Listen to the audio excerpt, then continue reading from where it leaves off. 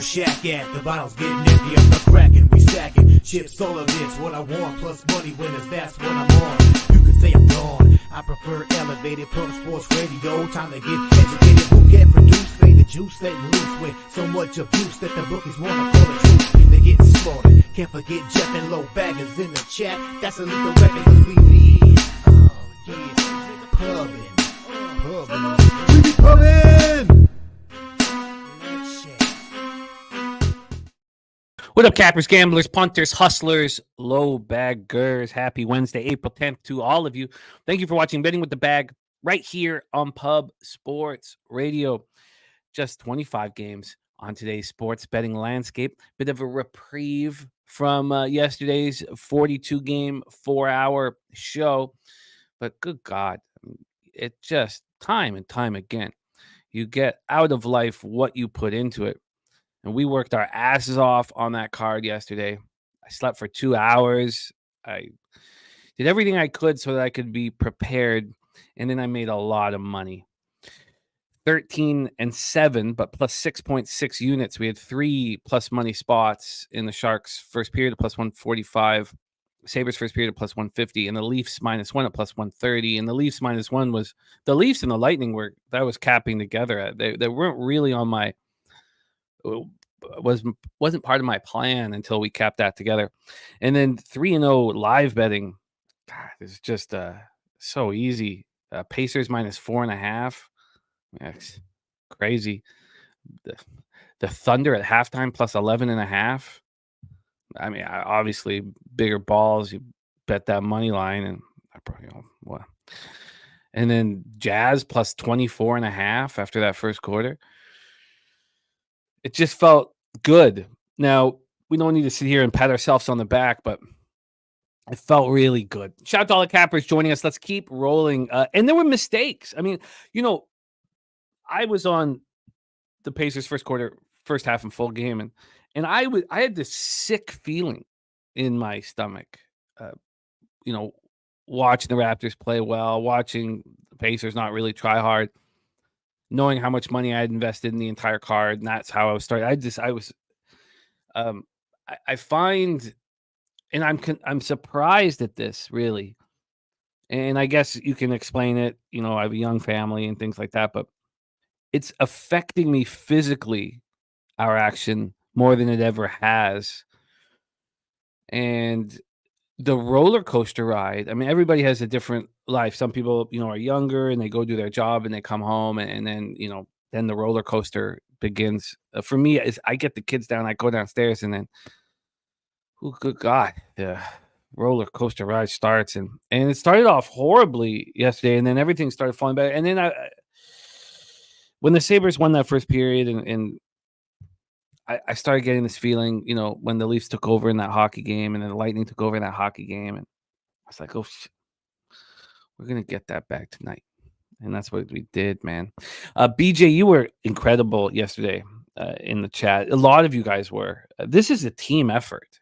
I don't bet a lot on the weekends. Mainly, I try to re-energize for the week. But also, I don't have you guys. I'm not sitting here with 200, 250 cappers working together with one goal, and that's to get paid in full. And it's a huge asset for me, you guys. And yesterday was a thing. God damn beauty. Best bet in from BJ. Phoenix Suns makes perfect sense. God, it was crazy watching them down, like 37-14, like 26-4. It was wild. That makes a complete sense. Fanatical Jim says Tortorella should have been left in Montreal. He clearly lost the room. What an embarrassment. That was frustrating. I'm the biggest hater of Tortorella, and I cashed fading him twice in a row, and then I get carried away in the romanticizing situations, and you guys will see it. It's a problem of mine. And I got carried away of the captain walking into the room on a 7-game losing streak, the captain who was benched by Tortorella, and I got to stop doing that. It's just that I love sports. I love it so much. And I played it. And I knew what it was like when the captain walked into the room. I knew what it felt like when he'd been injured and missed a few games and the captain walks in, doesn't say a word, sits down. You're like, oh, going off today, and I got carried away, and that one upset me. Also, the first period under in that Islanders Rangers game. The Islanders have come to play, and the Flyers to not make the playoffs and the Islanders to make the playoffs is going to be a really nice score for me if we can get to the finish line, which is what we're trying to do here. Fanatical Jim says Tortorella should have been left in Montreal. He's clearly lost room. What an embarrassment. The embarrassment was that I backed the Tortorella-led team, and that was the embarrassment. But 6-2 plus 5.2 units in NHL. Joey Harb in the house. There is J Dub. Joe T. See, speaking of Joey Harb, he won back-to-back horse races. Our guy Joey Harb. We have a horse race today. So Joey Harb, he's one of only three. We have 3 two-time winners, right? Juan Ruiz, Joey Harb, and Director 97. 3 two-time winners. We'll be going back at it. And shout out to Ricky Levine. Ricky Levine, I should talk to exactly how, because Ricky Levine just wanted that money to go back to membership in the pub. So we got to figure out, because maybe we should add that to our Friday show so we can have $100 race. I'll talk to Jeff about that. I got to remember that. What a guy Ricky is too, man. $50 from Ricky back to the group. Make sure I can remember that. All right, let's get to work. Joe T says, easy best winner on last call for me with the Brewers. Let's have a monster day. Swiggy Bet says, LA Kings, too good to fade, too bad to back. Yeah, it was wild watching them lose. Julian Cesario coming off a 5 in one day. I'd love to see it. Smooth Balls play of the day. Seattle Mariners money line for Jay Smooth. Let's get that all set up here for that Mariners spot. Looking forward to cap this MLB card. We do have a best bet from Daby Cab. We have a best bet from Daby Cab, so he'll be joining us in MLB. And that game is the Texas Rangers game. So the Rangers game, Daby Cab will be joining us. Let's get that Smooth Balls play of the day. Why don't I remember what time that game pops off at? Is that...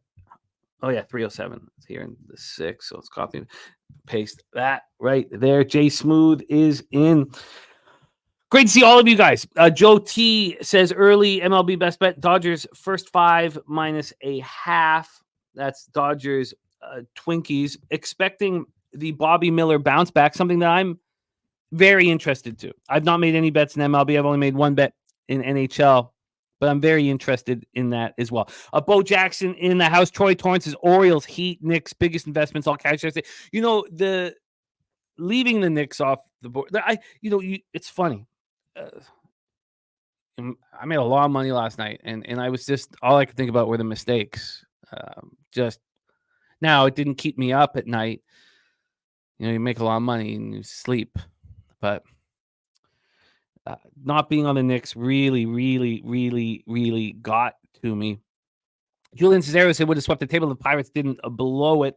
We got North Ender in the house, says crushed it yesterday. Bucks was like stealing candy from a baby. Now Giannis Antetokounmpo out, and there are 3 games left in the season. They're up 2 games in the division on the Cavs, 2.5 on the Pacers. Cavs play the Pacers on Friday, and I'm very uncertain whether I'm going to cash that division. I'm unsure of what to do exactly. I do have to wait till after that Friday game to decide if I'm going to hedge something. A nuke worker in the house. Doug says Warriors were highway robbery money. That line made no sense. Going 3-3 in NBA yesterday was pretty frustrating. It should not have happened. There's Tatiana Fuentes Nosotros in the house. Says, hola, good morning. Let's get to work. Tatiana Ken Mizrahi ready to go. Bubba in the house. Barry Smith ready to go. Brandon Cummings. Great to see Brandon Cummings. OG Lowbagger in the house. We love you, Brandon. Rocco Rogers ready to go. Says, what's good, crew? Huge night in NHL. The Dominants from the Avs and Lightning with Kucherov, Stamkos, McKinnon going off. Made for a huge night with the props. Let's go. Yeah, we did call Stammer, didn't we? We called the Stammer goal. And I'm not, I don't hammer player props, but good God, did we ever. Barry Smith says Islanders win was great. Yes, it was huge, absolutely huge. Steve G says McKinnon with the Hattie and assist. Hart coming. Yeah, I mean, sure. I think that McKinnon deserves the Hart Trophy. JP says get back date for me. Rangers and Kings did me dirty. Lightning Navs came through with the Dodgers, so nice work. And Slatsy says Bolts players came through for us big time. Rocco. All right, it's great to see all of you guys. Rodney Barton in the house says, O's called up the number 1 prospect in all of baseball. good God, are we excited to see this kid play in the infield, man. Steve G, Sabres, Buke, it's so hard. It's one thing, saying, oh, that my pick is the Sabres or my pick is the Sharks. It's another thing betting it. And so, after the show, and I wouldn't give it out as a pick if I don't bet it, but after the show, I'm like, so what am I going to do here? Am I going to have the balls to make this bet? And, staring, sitting there, and you go, well, I have to, but I mean, I hadn't tweeted it out yet, but because I don't tweet it out unless I bet it. And then I was like, am I going to bet, 66% of a unit? Is that really what I'm going to do? 0.66% of a unit on the full game. It just seems like a real pansy ass way of handling a spot that you like. So I was extremely fortunate to go first period with full unit on both of those spots. And it worked out well for me. Now, I don't want to force first period action now because I made so much money off those 2 spots yesterday. But it really did feel very, very good. Ronnie Lofton in the house. Sharon Polium, Brent Cook. Let's go. Slats. He says up money last night, but can't believe the Wings and Kings both lost.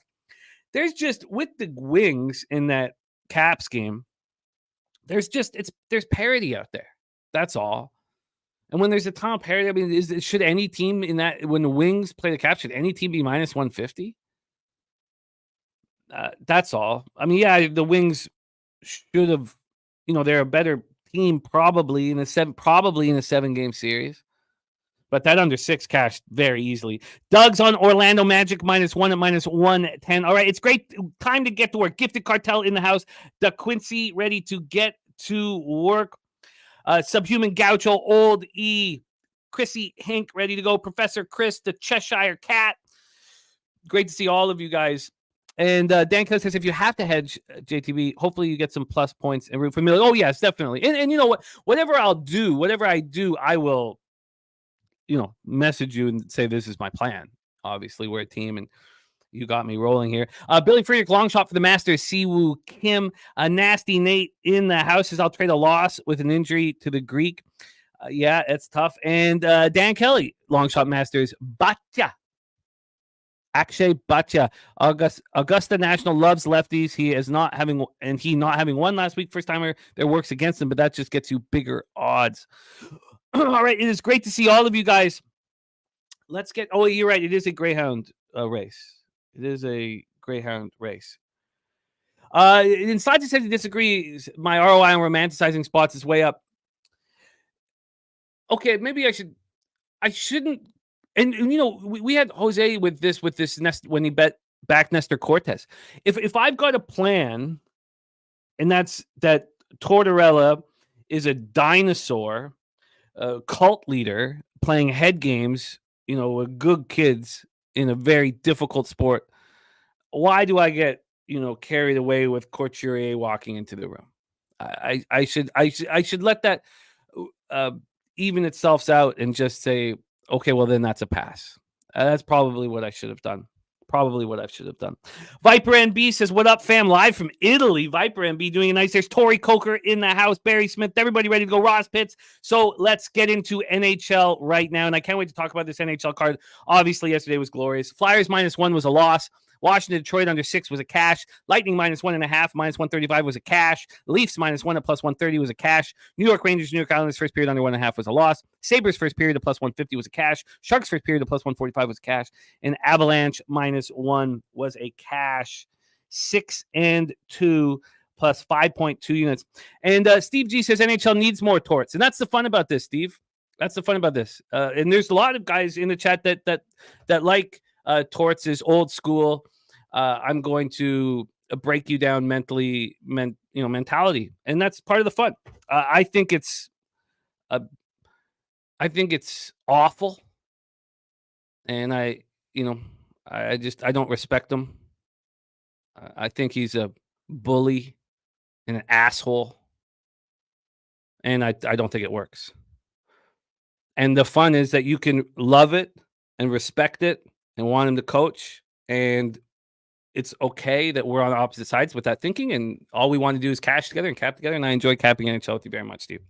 Let's get to work here. Oh, but I'm right. Also, Because look what he's done with the Flyers down the stretch. 8 straight losses. So I'm right. Now, you could say, well, you're wrong overall. Look what he's done with this bad Flyers team. I would combat that by saying, look how much great young talent this Philadelphia Flyers team has. But all right. And Steve G says these millennials, Gen Z needs a torts in their lives. Look, it's fun, Steve. I love capping with you. And we, whether we're on the opposite sides of a bet or ideology behind the sport, it's just adds more fun to it. So let's get to work right now. Okay. Sorry. Okay, so this isn't the DeQuincy that you've been talking about. Sorry, Chrissy. Okay, this is getting very strange here, but I will. Okay, I will copy and paste this, and I'll ask Pete about it because I know you guys have a history together from Costa Rica. That is very strange. So, okay, I'm not going to get into this, but I will be looking into that. Okay, let's get to work here in NHL. Coming off a strong day, and you guys saw me down 23 units. I'm now down 0.78 units. Look, I didn't come here to be average. Okay, this is a fake guy. Okay, okay, so here, DeQuincy, buy sports. Don't. We'll bounce you now. So don't say anything else. Sit here and cap, talk about the games, but don't say anything else to Chrissy. Okay, let's go. Here we go. We start at 8 p.m. Eastern. We have the Chicago Blackhawks 23-49-5, 7-30-1 on the road at St. Louis Blues 41-32-5, 23-13-2 at home at Enterprise Center in St. Louis, Missouri. Mrazek against Binnington. It's been interesting watching the Blues struggle. I think they're a good hockey team, and watching them struggle here down the stretch has been a bit of a surprise. And they're coming off snapping their 2-game losing streak with a 6-5 shootout win at Anaheim. Sure, we just watched Anaheim beat the Kings in Anaheim, and maybe they're better than we expect them to be. But the Blues haven't been playing well. And Jake Neighbors is a sniper of the highest quality. He's out with an upper body injury. Justin Falk also out with a upper body injury. 2 very important pieces to the Blues puzzle. The Blackhawks coming off their second loss in 3 games, 4-0 at home versus the Wild on Sunday. And, 16.5% power play. I mean, when Bedard's out there, it's so much better. St. Louis, 18.2% of power play. What can you trust in this hockey game? Watching the Blues over the last week and a half and seeing the Blackhawks as an underdog. And then I was like, well, maybe we trust the over. Why do I trust the over? Just because I watched them put up 11 goals in that Anaheim game? When it came down to what can I actually trust, I didn't have an answer for that. Let's pull up the line history. I think the answer is you can't trust anything with these 2 hockey teams. And if you watch the Blues, you know how important Neighbors is to their offense. And even though Falk can make some bad, some mistakes defensively, he's an important part. So do you want the Blues at minus 229 when the Blackhawks just got shut out? My answer is no. So there's been no movement there. So then what? Do we want the over? Because we expect, sloppy hockey. Why is it at 5.5? This opened up at 6 and went down to 5.5. I mean, there was constant move towards the under. So do you want to sit back and say, oh, I know they're going to put up goals and all that? It does not. None of this is appealing to me. And I'm coming off a 6-2 day, up 5.2 units, and I'm passing on game 1. But don't think I'm going to leave you empty-handed. Let's talk about this game, 8:30 p.m. Eastern. Vegas Golden Knights 42-27-8, 18-16-6 on the road at the Edmonton Oilers, 47-24-5, 26-8-3 at home. Rogers Place in Edmonton, Alberta. I have not seen a market misjustice like this, or this is the most wild market injustice I've seen all year. So, okay, let's say Connor McDavid doesn't play. Okay, we know that McDavid is injured, or maybe there, maybe not. There's Canadian Capper in the house. What up, Canadian Capper? So let's say McDavid isn't here. Okay, so there's been this huge move towards the Vegas Golden Knights We'll start with the total. I have the total up here right now. It's at 6.5. This dropped down to 6 for a little while. It's right back at 6.5. This money line here, this money line moved to minus 107. Now I got in at minus 109. I could not believe my eyes.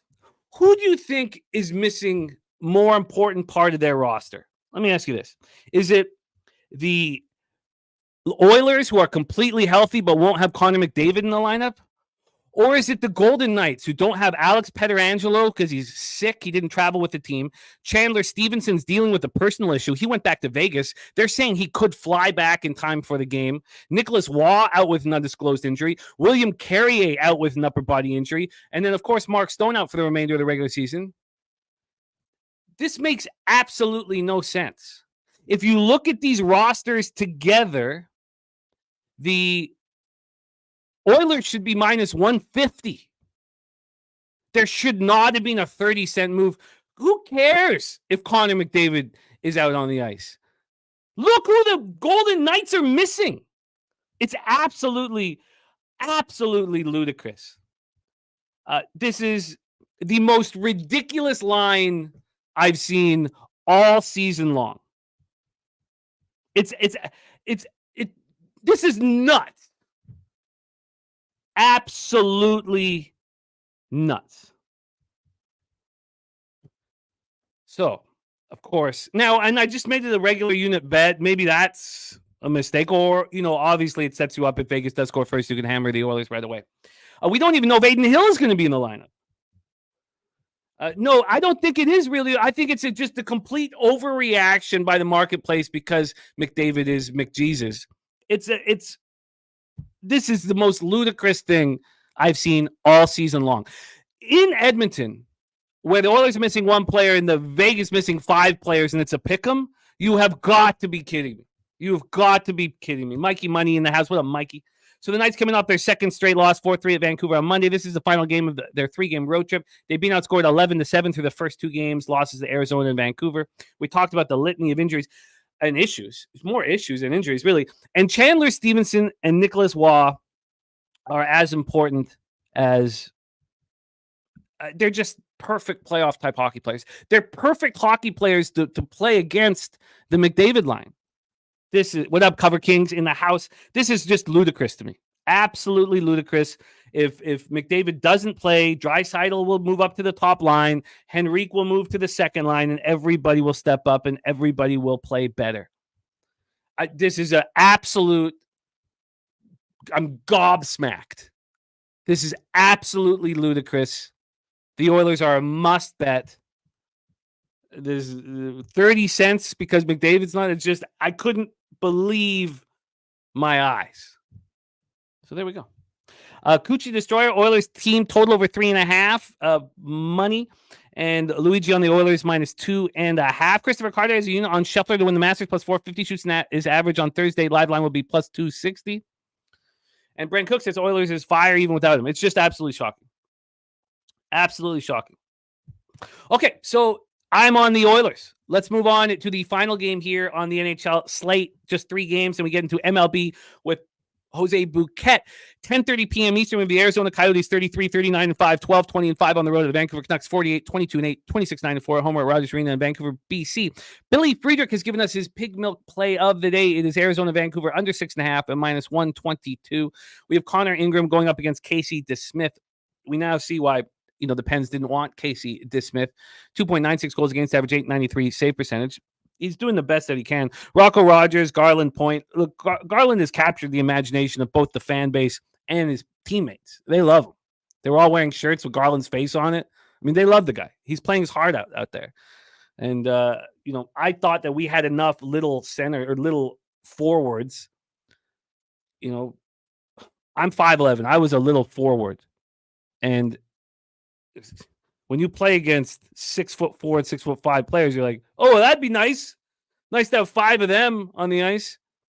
I mean, if you played the original ice hockey game, there was the skinny guy, the medium guy, and the fat guy. The perfect roster was the fat guy with the 3 skinny guys. But you need a big guy out there. Maybe that's not the best example. Coyotes are on the second half of back-to-back after having their modest 2-game winning streak snapped in a 5-0 loss at Seattle. I know a lot of you guys were on Arizona yesterday. Only Larson came back, so Dunn was out, and who that? Oh God, I can't remember who the 4 is out. But I stayed off of it. But I said if one of those defensemen were back, but I still didn't pull the trigger here. Travis Dermott is done for the year, and Barrett Hayton and Nick Bukestad are both week to week with injuries. You want to see a waste of a 6'6" height. Look no further than Nick Bukestad, but he is an important player to this Coyote team, and he plays a ton, and he plays in all situations. So you have 2 centers in Barrett Hayton and Nick McCann. Thank you, Slotsy, and Nick Bukestad both out. The Canucks coming off their second win in 3 games, 4-3 home victory over Vegas on Monday night. They defeated the Coyotes 2-1 last Wednesday. Elias Lindholm is possible to play here. So he's missed 7 games. He has 1 goal in his last 16 games. He's taken 18 shots in those 16 games. I'm looking at you, Rutherford. This is who you bring in for the playoff run? A guy that we beat up on every time we beat the Flames? That's who you bring in? Rutherford? That's what you do? Or are you Jim Benning in disguise? Let's take a look at the line history here for this one. We have the Canucks sitting at minus 264. It's a ludicrous price, but it's opened up minus 240. It's been a 24-cent move towards them. I get it with, Hayton's been out most of the year, but Bukestad is an important piece that's not there. And then from a total side of things here, we're sitting at a 6. It's minus 116 to the over. But this has gone up to 6.5 a bunch of different times this morning, and the pig milk play today on the under 6.5 was widely available. All right, there you have it. That is the NHL. Only the Edmonton Oilers for me. Just the Edmonton Oilers. It is time to get into MLB. I'm coming off a 4-2 day yesterday. The Wheeler unders and Sonny Gray. I love how the Sonny Gray breakdown was nice. That guy doesn't need that guy tells you when he's ready to pitch. That guy there's certain guys in sports, you just let them tell you when to do something. Sonny Gray says, I'm ready to pitch. And he shows up. He was spectacular. So the first 3 under 2.5, first 5 under 4, cash. Detroit, Pittsburgh, first 5 under 4.5, we cashed together. Orioles minus 1 to plus 101, we cashed. Baltimore, Boston, first 5 under 4. Was a push. Astros minus 124. They were up 3-0. They have a penchant of getting up to leads and not doing anything afterwards. They lost. Tampa Bay, LA Angels under 8.5 was a loss. And then I didn't move on that Mets Braves over because it moved to 9.5 to 9. And I was like, oh, am I really going to go up against this market move? Obviously, I should have. Let's get into MLB here.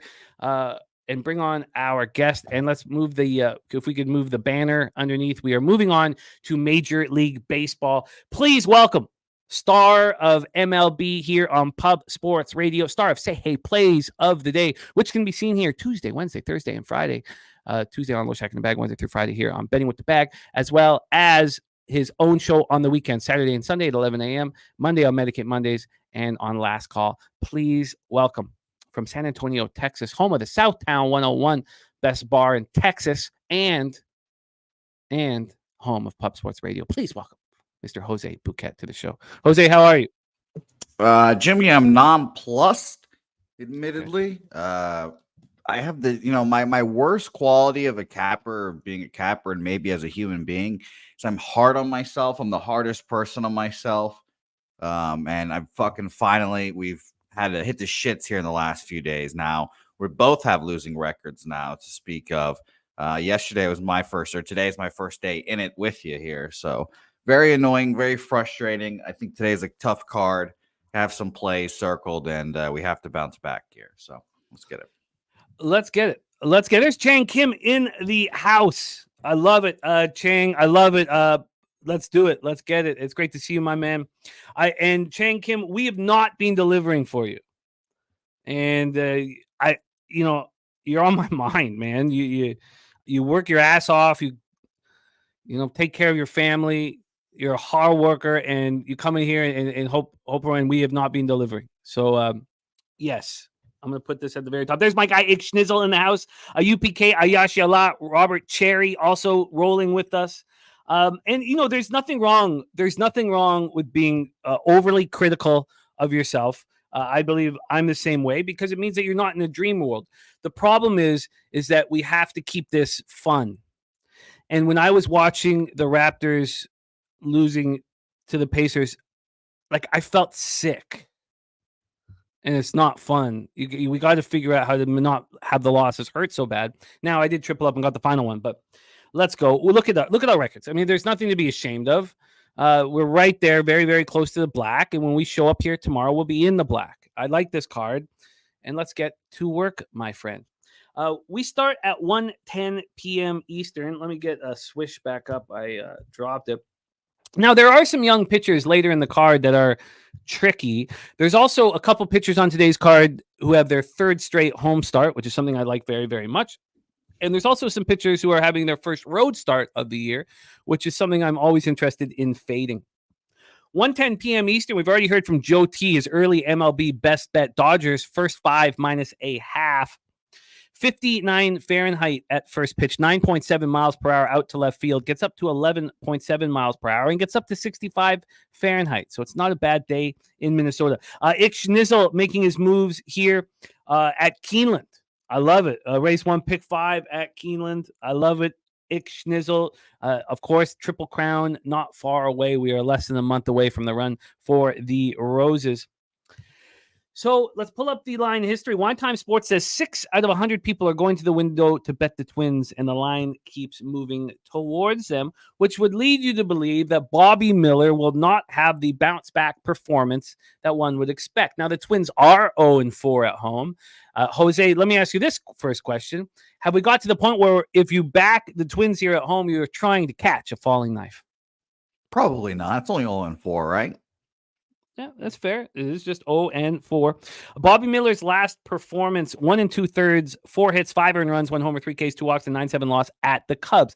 Is it possible that Bobby Miller is so emotional on the mound that maybe he'll have a difficult time pitching away from Chavez Ravine? Now, I'm not saying that he's a very young pitcher. He's tons of skill, but is that something that could be possible? Chris Paddock, his first start, 4 innings, 6 hits, 2 earned runs, 1 homer, 2 Ks, 2 walks, and a 7-3 win at the Brewers. And he has a long history of facing these Los Angeles Dodgers. If you could grab the Chris Paddock against the Dodgers stats up for us here, Jose, that would be great. Let's get into the line history and the cash flow for this one here. Move over here and let's go. From a money line standpoint, we are going to be using Pinnacle openers. From a money line standpoint, we have the Dodgers at -162, opened up at -174, got down to -159. So we have a legit move towards the Minnesota Twins. From a total standpoint here, we are sitting with a 8.5. It is -110 to the over. This opened up at 9. So they're telling us with this move towards the Twins and this move towards the under that Chris Paddock is going to have a good start here. Let's grab the cash flow here. Here we go, and see what we are dealing with. We've already heard from Wine Time, so we know what we're going to see here, and that's 94% of the tickets and 95% of the cash on the LA Dodgers. I mean, that's wild. No information on the total, but we know it's dropped a half run. This is absolutely wild. All of the tickets and cash on the Dodgers, line moving towards Minnesota Twins. Jose Bouquett, how do you start your day? Yeah, I think we have to back the Twins here. I told you, I think it was last week, I think Chris Paddock is going to be pretty decent this year and bet on, and his first start was pretty stressful. He gave up those 2 runs and then, figured himself out from there. But obviously this is the Dodgers, a much tougher test. And he gets destroyed by these Dodgers. Now, he has not seen these guys since 2022. It's been a while. He was a Padre. It's maybe a lot different. I'm willing to, look over these numbers and think that he'll have some success here today. But if you are a prop player, Mookie Betts is only 5 for 6, 2 doubles and a home run off of Chris Paddock, an .833 batting average and a 16 OPS. Sorry, no, a 23 OPS. That's his slugging. So yeah, maybe you should look at some Mookie Betts props today.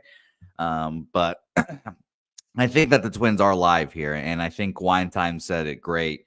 94% of the bets, 95% of the money, everyone and their mom's betting the Dodgers, and then the line's just plummeting. And I'm not going to take them first 5 because I believe in the Twins bullpen. I think they have one of the better bullpens in baseball, and my trust in Chris Paddock goes back and forth. So you have to take these shots. Twins full game money line plus 145 going to be on my card. I get it. Twins, I get it. But I don't know if I can join. That's scary fading the Dodgers. I'll tell you that. It's not going to be fun watching the first inning. It's scary fading the Dodgers. It's scary trusting Chris Paddock. It's scary believing that Bobby Miller won't bounce back. This game I've filled with discomfort. Johnny Gunn's in the house. Jay Peasy rolling. Professor Chris, great to have him in the chat today. Says his model has the Twins at plus 144. So he needs just a little bit better than 160. He needs a bigger discrepancy.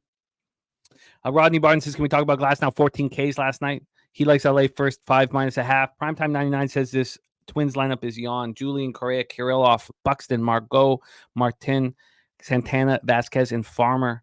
On the other side, Mookie, Ohtani, Freddie Freeman, Teoscar Hernandez now batting cleanup. Max Muncy, Kike, Outman, Rojas, and Barnes. Astute chaos in the house. Ricky Bobby says, how do the Dodgers perform in early games? I mean, the further you go out east, the less you want the Dodgers in the early game, generally speaking, just because they're a West Coast squad. I get it, and I respect it. If I was making a bet solely based on the market, I would be on this with you. I can't do it. So I'm going to cheer you on. Let's move on to game 2 here. 1:15 p.m. Eastern. We have the Philadelphia Phillies 5-6, 3-2 on the road at the St. Louis Cardinals 6-6, 3-2 at home at Busch Stadium, St. Louis, Missouri. I mean, you watched Sonny Gray last night. Wasn't he just unbelievable? Yeah, no, we both were on point when we said he was going to have a good start there. So that was nice. He was so in control and so confident. Why is he passed around the league? Why does he do? Well, everyone has a bad taste of his years in New York when he went to the Yankees and just couldn't break Hackett there because, whatever reason, New York's a tough place to play, et cetera, et cetera. So now he just goes into these small markets. He doesn't. I really don't think he wants to play in a big market. And I think St. Louis is the biggest market he'll go to, honestly. I just think he had a weird downturn in his career. I mean, I can't explain it. He lost the velocity. I don't know, but he's just a hell of a pitcher. And first 3 under 2.5, first 5 under 4, all cashed. I mean, he came up Cy Young runner-up last year. Oh, he was. I don't get it. I just don't get why he can't find a forever home. Let's move on to the weather here for Busch Stadium. 58 Fahrenheit, 6.7 miles per hour in. Stays between 6.7 and 7.4 miles per hour. There's certain pitchers that are so close to me, and I'm beginning to think, after struggling with Lance Lynn last year, that I shouldn't bet Lance Lynn starts. I don't want my fandom to get in the way of making money. Aaron Nolan had the big bounce back start last game. 5 2/3, 2 hits, no runs, 4 Ks, 4 walks, and 4-0 win at Washington. He struggled mightily in his first start, so that was a nice bounce back performance for him. Lance Lynn was the opposite, right? In that first start, he got out of that jam against the Dodgers and then looked very good. Last start, he looked bad. 4 2/3, 8 hits, 4 runs, 3 jacks, allowed 3 jacks, 7 Ks, 1 walk, and an 8-5 win at home over Miami. Let's get into the line history here for this one, Jose. On the total, we're sitting here with a 7.5.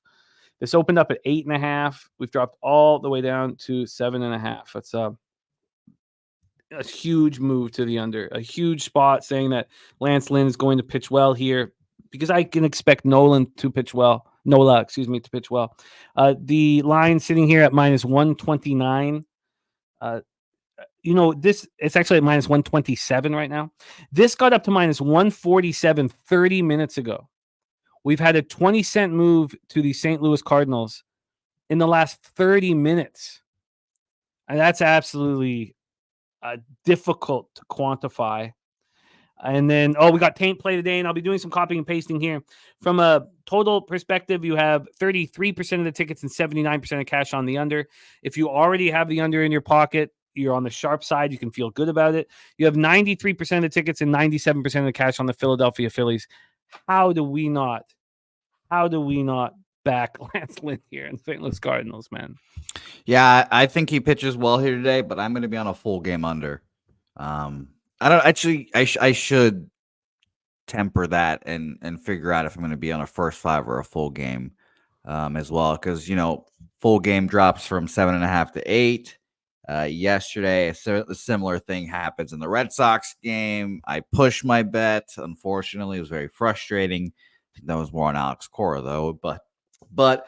Yeah, I think both these guys can go out there and pitch well, and maybe the Phillies' bats are just cold right now, is what we're seeing here. I don't know. Obviously, I think Sonny Gray is very good as well, but nothing here. It seems like they're going to get nothing here off of Lance Lynn. So, it just seems like the day he's going to pitch well. And, normally I'd like to fade him. He's on my fade list this year, but yeah, I'll probably end up moving on an under here. I'd just like to know from the chat, what do you guys think? First five or full game? Do you not feel like you've missed the boat? No. I typically don't worry too much about that. Like I said, obviously yesterday was one of the first days where it was like you were really close to getting fucked here. But I think there's a bigger difference between a 4.5 and a 4 for first fives than and 7.5s and 8s. In full games. That's just my opinion. And maybe that's just me being just mental midget there. Like I can still bet this 7.5 minus 110 and feel okay about it. But I just looked and I saw it open up at 4.5s. Now they're all 4s first five. So that one's a little scary. So I'll end up just moving on full game minus 110. All right, Jose on the full game under 7.5 at minus 110. Joe saying, why do you think Lance Lynn will pitch well again? I'll give you the ideas of why I think he will, and obviously I don't know how he's going to pitch, but I'll tell you he's got a second consecutive home start, some comfort on this new baseball team. This total's gone from 8.5 to 7.5, and you have 97% of the cash on the Phillies, and there's been a 20-cent move towards the Cardinals in the last half an hour. So that's why I would just. Sorry, I should just stop being a bitch and just bet the Cardinals. Really. Maybe even like team total, but the total's dropping too. But yeah, I should just take the Cardinals as well, honestly. I mean, it's not a player related here. We have the lineup, so let's go over the lineups here. For the Phillies, Schwarber, Turner, Harper, Realmuto, Bohm, Marsh, Castellanos, Stott, Rojas. For the Cards, Donovan, Contreras, Gorman, Arenado, Herrera, Burleson, Crawford, Walker, Scott. That is not a good-looking Cardinals lineup. No, it is not. No, it's not. So yeah, I'll stick with it. I'm on the full game under 7.5. I just bet it, so I'm riding with it. It's gonna be a fun game. I feel like Noli knows. I've only bet like 1, maybe 2 overs this whole year so far. So Troy has. And by the way, did you not say you didn't say Goldschmidt in that? No, Goldie's not in the lineup. So there you go. Yeah, Benjamin. No Goldschmidt. That's a weak lineup. Makes you feel a little better about the under, at least. Makes me feel better about not betting the Cardinals too. So it's a weak lineup. So I would imagine that if you have both the Twins and the Cardinals in your pocket, that one of them will take care of business. But I just don't know if I want that. There's another one of these type dogs that I'm interested in as well here. So you could do this for 3 games if we're doing this hypothetical. But I'm just being a bitch, I guess, and taking the under. Okay, let's roll on.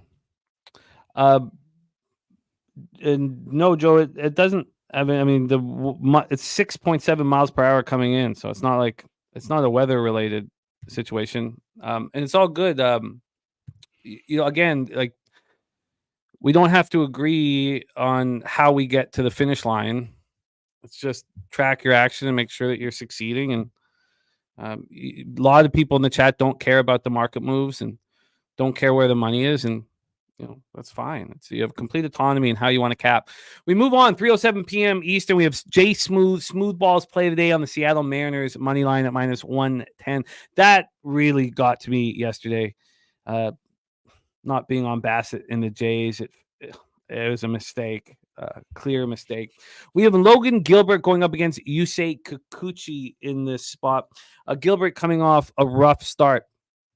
Some of these pitchers, now we don't want to take too much into account here with the season so young, but some of these pitchers did not look good in their first road start of the year. Some of these young pitchers, and both Kirby and Gilbert did not look good in their first road start of the year.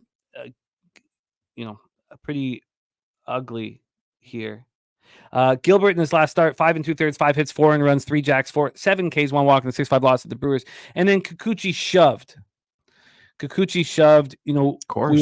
We were all on the Jays in that spot because, again, and I know that it's all good that Joe doesn't care about it, but in that spot, you had 96% of the cash on the Yankees, and the line was moving towards the Jays, and it was, Jays won 3-0. Yeah, shout out to Ella. Yeah. She was very proud of you. Julian Cesario says Phillies on my card, better lineup, and yes, fading Lynn. Primetime 99 says Lynn during the day isn't as good. I've heard. Well, that's because he's got those sloppy big old tits and he gets all. Yeah, I was about to say at least it's not midsummer where he's gonna melt on the mound. Justin McKelvey said the cap yesterday made him step on the Blue Jays. Well, that makes me feel a little better, Justin. Thank you. And Daby Cab says, I'm going to say this one more time for anyone paying attention. Lynn has given up 12 hits and 4 walks and only 8 innings of work. His numbers are going to get worse, not better. Brent Cook says Blue Jays here, and Mally Mal says Blue Jays, baby. Professor Chris has the Mariners -1.5 plus 155.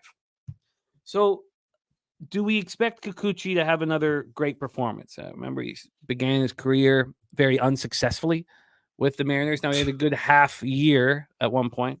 Now, he did deal with the death of his father. That really, really affected him. But let's talk about the spot. First off, the roof will be closed, even though it's an earlier start and it's warming up. It's not warm enough. 57 Fahrenheit at first pitch, 8.3 miles per hour. Oh, so it doesn't matter the wind. But so we have line history wise for this one. The Jays sitting at -110 at Pinnacle. They opened up at -106. We had 4 cents of movement here. From a total side of things, we have an 8 at -113 to the over. Again, I would like, if you can, Jose, to touch on your expectation of the Mariners against lefties. And then when we get to the cash flow for this one, 59% of the tickets and 97% of the cash are on the Seattle Mariners. I mean, you would think that there would be some sort of a move towards them. That is not being the case, and we get no information on the total.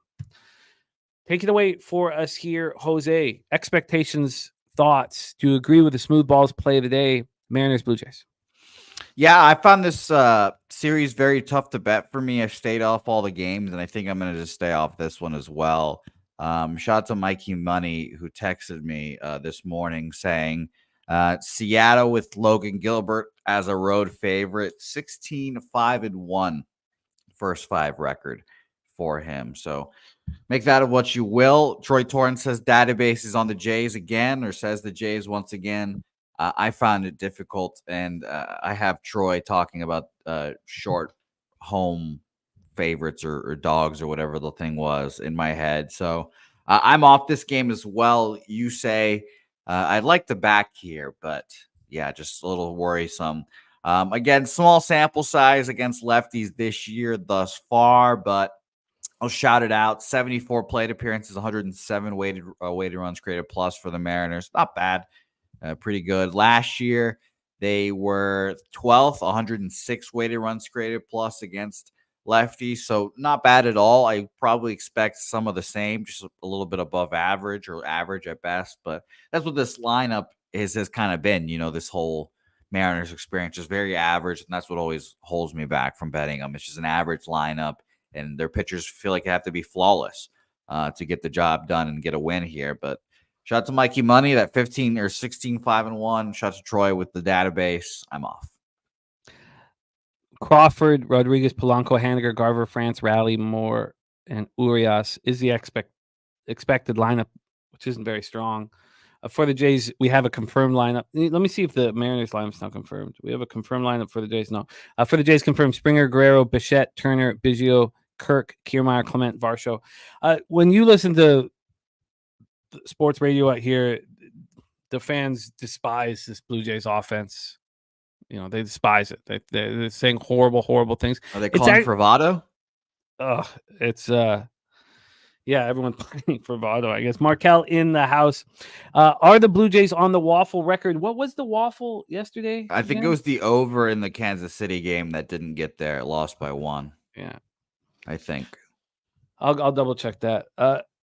Yeah, God, how about those fucking Astros? Oh my God, it was so annoying. Jesus fucking I was Christ. 4-0 in MLB at that point, and then I thought I was gonna have a good MLB day. 4-2.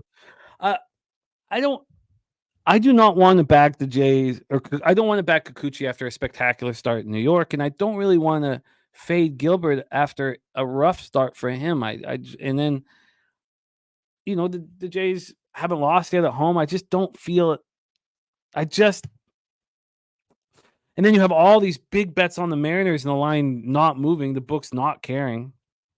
Jimmy, Justin McElvey has a good question in the chat for you. He says, Jimmy, need an honest opinion. A lady friend gave me a K for her to flip to 2K. Needs it by Christmas. Does Justin keep the same unit? Bet it. Try to get to that 2K? Should he bet $200 a day?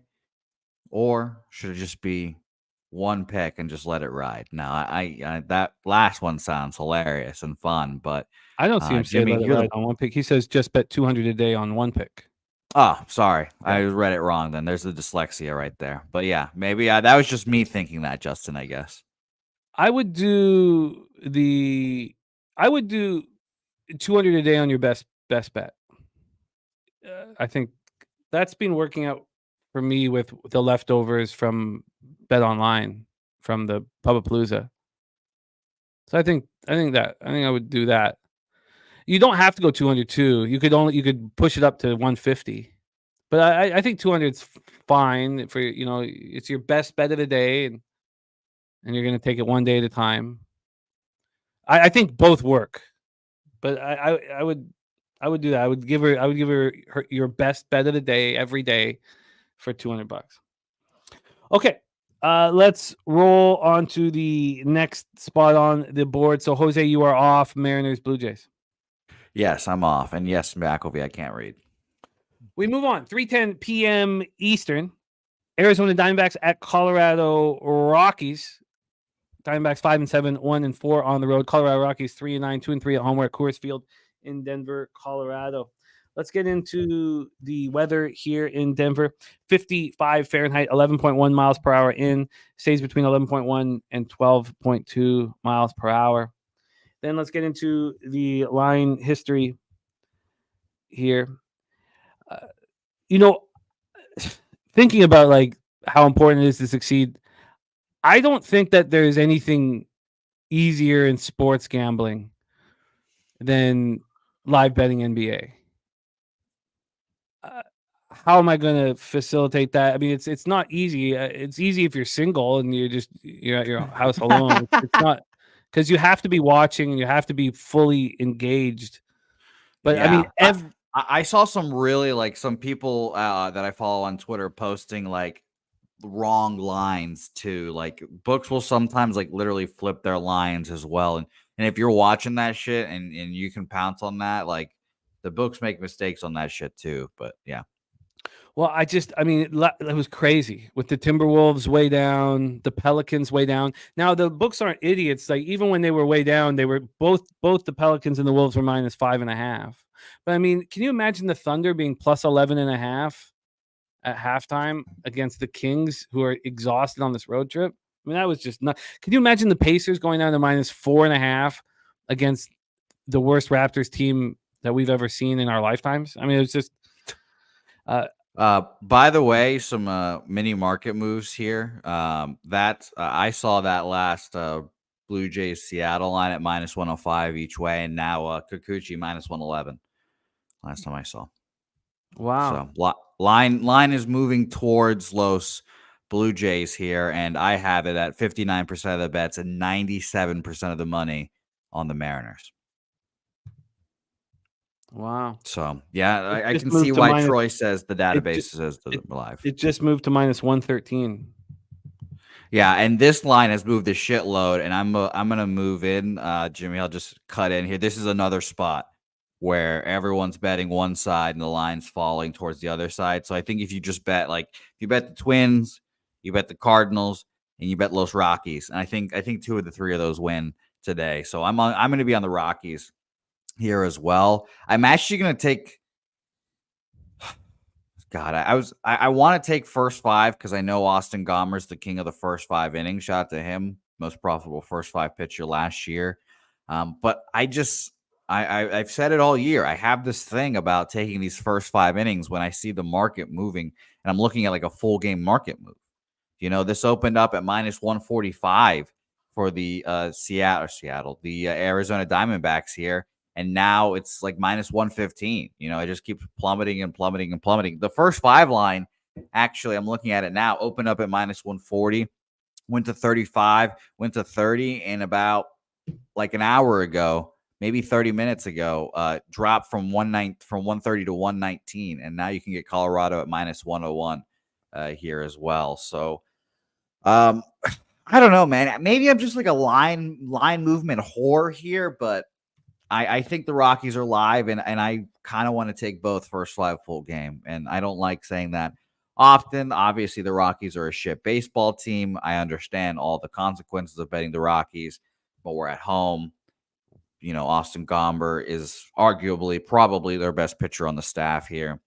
And that market move is crazy. Now, I'll say this. I also wanted to bet an under in this game. And that is, sacrilege at Coors Field. 50% of the bets, 79% of the money on the over. But this line also doing basically the same exact thing, just plummeting. Open up at a 12.5. Now juiced 11.5s, and 11s are starting to pop up.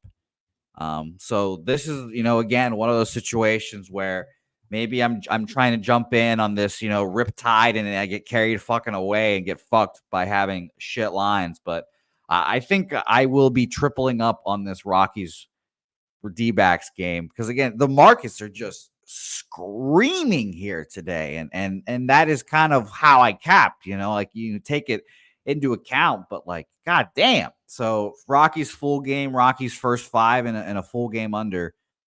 Going to be on my card here today. And again, I fucking hate doubling up on the Rockies, but it is what it is.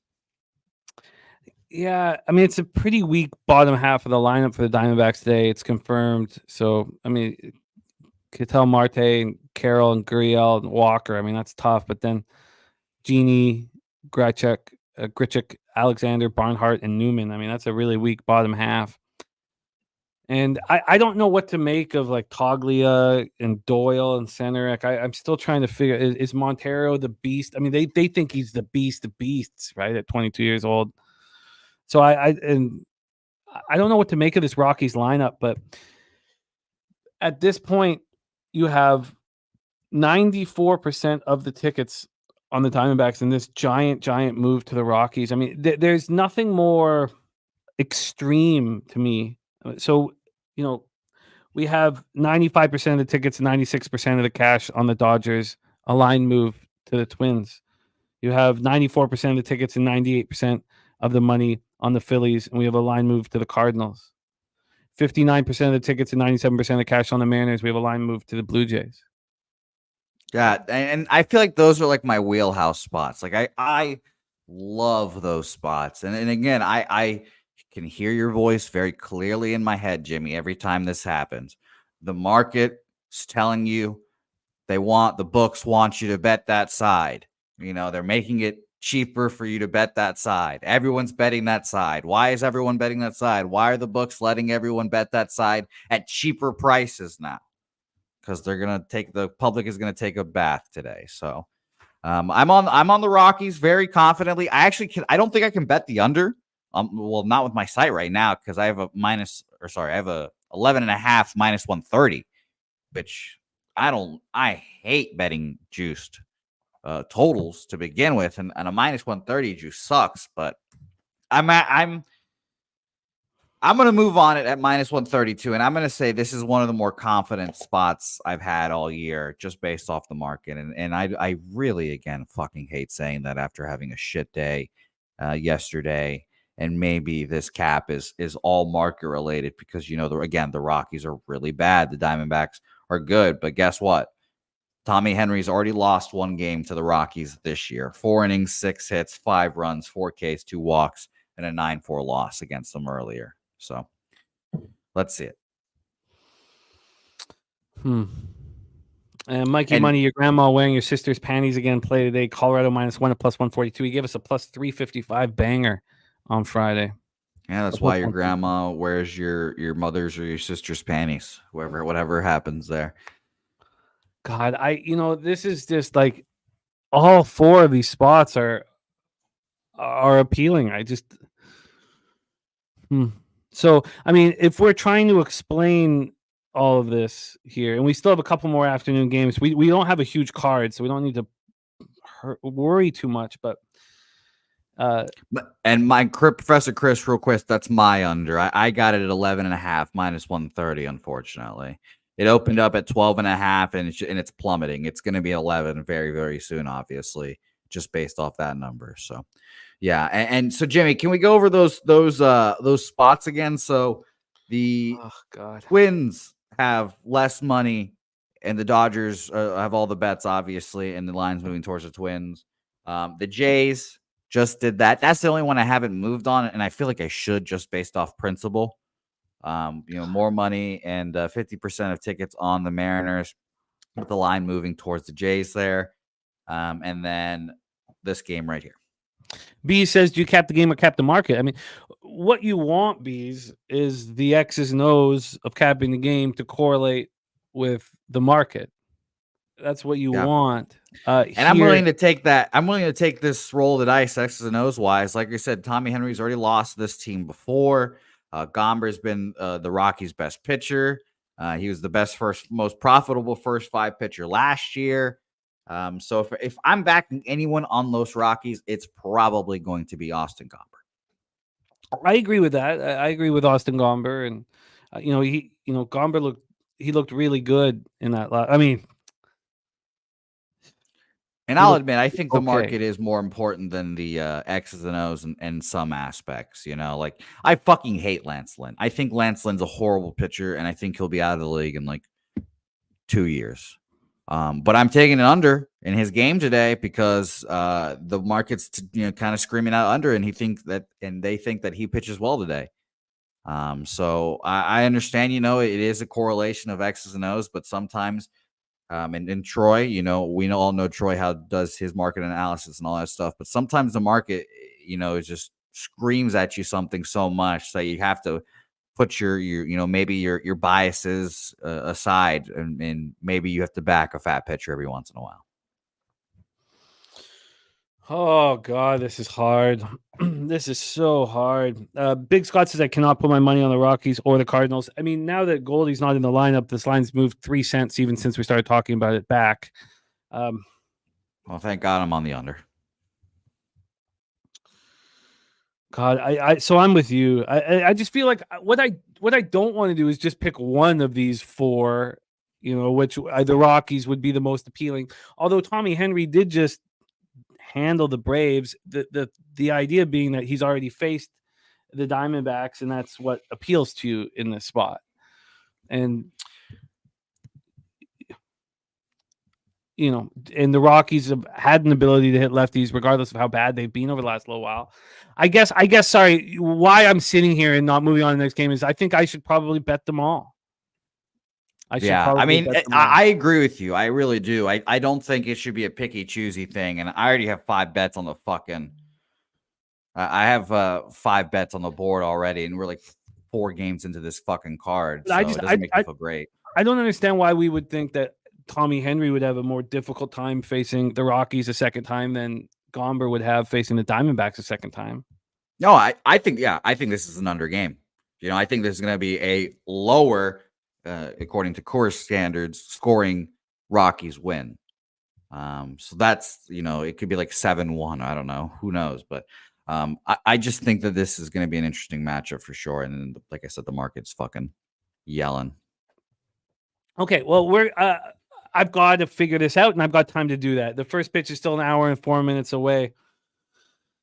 And yeah, and by the way, shout out to Troy echoing what I think in the chat as well. Okay, let's roll on. I'm thinking seriously of doing the same thing here. So we'll see. Next up for us, 3:45 p.m. Eastern, we have the Washington Nationals 5-6, 3-2 on the road. San Francisco Giants 4-8, 2-3 at home. Oracle Park in San Francisco, California. Patrick Corbin against Jordan Hicks. Again, like I would, I could sit here and say those are my picks. I'm going to go against the mark, but you have to bet them. That's what we do here on the show. Is that we don't just give out plays. We give out bets. And yeah, and by the way, like I took like the under in the Cardinals Phillies game because the market's saying that Lance Lynn is going to pitch well. I'm not necessarily taking Phillies or Cardinals money line like Troy's saying. I wouldn't bet the Cardinals today. Like I'm not either. I just think that Lance Lynn's going to pitch well enough to get us that fucking under. Joseph Gomez saying, I get a value on the Rockies, but my wallet can't do it. And that's what I had to do yesterday with the Sharks and the Sabres. I had to be alone, and I'd say, okay, now you have to bet this, and it's not easy. What's funny, I do the opposite. I have to get in front of people, and I need to be like, okay, I have to bet this because betting the Rockies alone is a scary proposition to me. Usually I have to run and pick up Bella if we have time or whatever, but then I get home and then I sit with all of this information and I'll go back if I need to go back to the show and just go over the comments again. But I copy and paste comments. I go over all of it. I sit with it. It's the best. It's my favorite time of the day to sit, let this shit marinate, and then attack and bet. Let's move on to Patrick Corbin versus Jordan Hicks. I backed the Nationals first 3 at plus 140 in his last start at home versus the Phillies, and that blew up in my face very quickly. I don't know why I try to catch a falling knife with Patrick Corbin. I do, and it hurts. 6.97 ERA, 1.94 whip. And, Sunny Spring says Phillies are keep walking. And that's the thing, Sunny, is that 94 out of every 100 people think the same thing. And there's no Goldschmidt in the lineup. I'll be willing to bet against the fucking public every day in baseball. And if the public wins, then I'll be a broke gambler and I'll be okay with that. I will not be okay with that. Jordan, I agree with that. Jordan Hicks wanted to start, always wanted to start. I guess I didn't even know that. I mean, we picked him up for the stretch run last year. I didn't know he wanted to start. He's looked spectacular. Now, he's faced the Padres in both starts and looked spectacular. In his last start, he went 7 innings, 5 hits, 2 runs, 1 earned, 5 Ks, no walks, 3-2 win at home. He's been in the public, and he's been, he's been on the road, and he's been at home. Obviously, what's in my mind. So he's been so good. And Patrick Corbin is the worst contract in baseball. We have Hicks and the Giants at minus 197. They opened up at minus 187, so we've had a 12-cent move towards the San Francisco Giants. Jesus. When Justin McKelvey says, on God, if I bet all 4, he will too, that even puts more pressure on me. Like, I just, we are a team. I got a good laugh out of that. But we're a team here, and it's about us succeeding as a group. And one thing this Rockies Diamondbacks game is going to be the most heavily invested I've been in a baseball game all year. Wow. So this total's gone from 8 to 8.5. So they're implying that there's more volatility than one would expect here at Oracle Park. Let's take a look at the weather at Oracle Park. And I respect it, Justin. Don't get me wrong. I respect and I like it. It's just that I love it. Yeah. I don't mind ruining my life. Let me just ruin my life. And I've always felt like that with gambling. Like, I don't care what anybody says about my action. This is my life and my consequences. In fact, even my dad and I are, almost at war with the amount I'm betting right now. And he's a gambler. And I'm like, well, okay, well, how about this? How about we never talk about it again? Ever again. I thought you were going to tell me that he found that you don't put in his bets. No, he loves that shit. He's a gambler. He's worried about the amount I have invested from day to day. He thinks it's too much. And I'm like, look, it's your fault. 56 Fahrenheit, 4.7 miles per hour in. And it moves all over the place. Within an hour and a half, you know how the wind swirls at Oracle. It moves all over the place. So it's okay. Let's get into the cash flow for this one here. Cash flow wise, we have no help on the total again.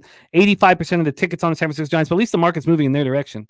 So take it away here. I don't know. Is Hicks the real deal? Corbin, I've lost enough money on just to stay off of it. So, this is an easy stay off for me. I think Hicks can be the real deal here, but I also can't agree that minus 200 is excessive. I don't think he's a minus 200 pitcher, and the Nationals have not been bad at all this year. I mean, again, I keep mentioning this with the sample size we have for the hitting stats right now, but small sample size. Nationals against righties currently, and by the way, this is from last month to the 20th to this month right now. So, it's about a month, but there's obviously been some breaks in between there. 7th are the Nationals against righties, 118 weighted runs created plus. Wow. So far in the season. So Nationals have been hitting the ball well. I probably just stay off here. But yeah, I like Jordan Hicks as a bet on pitcher, just not today. Yeah, I'm off that spot. What a relief, because I'm about to make 4 bets on games that I was hoping I wasn't going to be involved in. And that's going to be a pain in my ass because I have to do it here during the show. So, but I'm not going to get there just yet. Let's talk about the next spot on the board, and that will conclude all afternoon action. Tampa Bay Rays 6-6, 3-2 on the road. The Los Angeles Angels 6-5, 2-3 at home. We're at Angel Stadium in Anaheim, California. We have Zach Littell on the mound, and I was sure we were going to not cash that over. I think it was on Friday. And Zach Littell was so good. He's such a good pitcher. I cannot believe that he was just trash and anybody could have had him for a bag of baseballs. 74 Fahrenheit in Los Angeles, 7.4 miles per hour out to straightaway center. It's between 7.4 and 8.5 miles per hour. Littell, 5 innings, 5 hits, 1 earned run, 5 K, 0 walks, and 10-7 loss at the Rockies. The wind was blowing out. It was beautiful, and he was still excellent. He's a hell of a pitcher. Then you have Jose Soriano with his first major league start. He's come out of the bullpen. We got Wine Time in the chat. So Wine Time, I'd love to hear your thoughts on this one. And look at that. Says, dude is there to destroy lefty. Says, might as well get a season rolling with Corbin today with the monster price. I really want to hear your thoughts on Jose Soriano pitching and how deep can he go. 25-year-old Jose Soriano out of the Dominican Republic. Last year, he spent a chunk of the year at AA, and then he came out of the bullpen and was awesome. 3.64 ERA out of the bullpen for the Angels.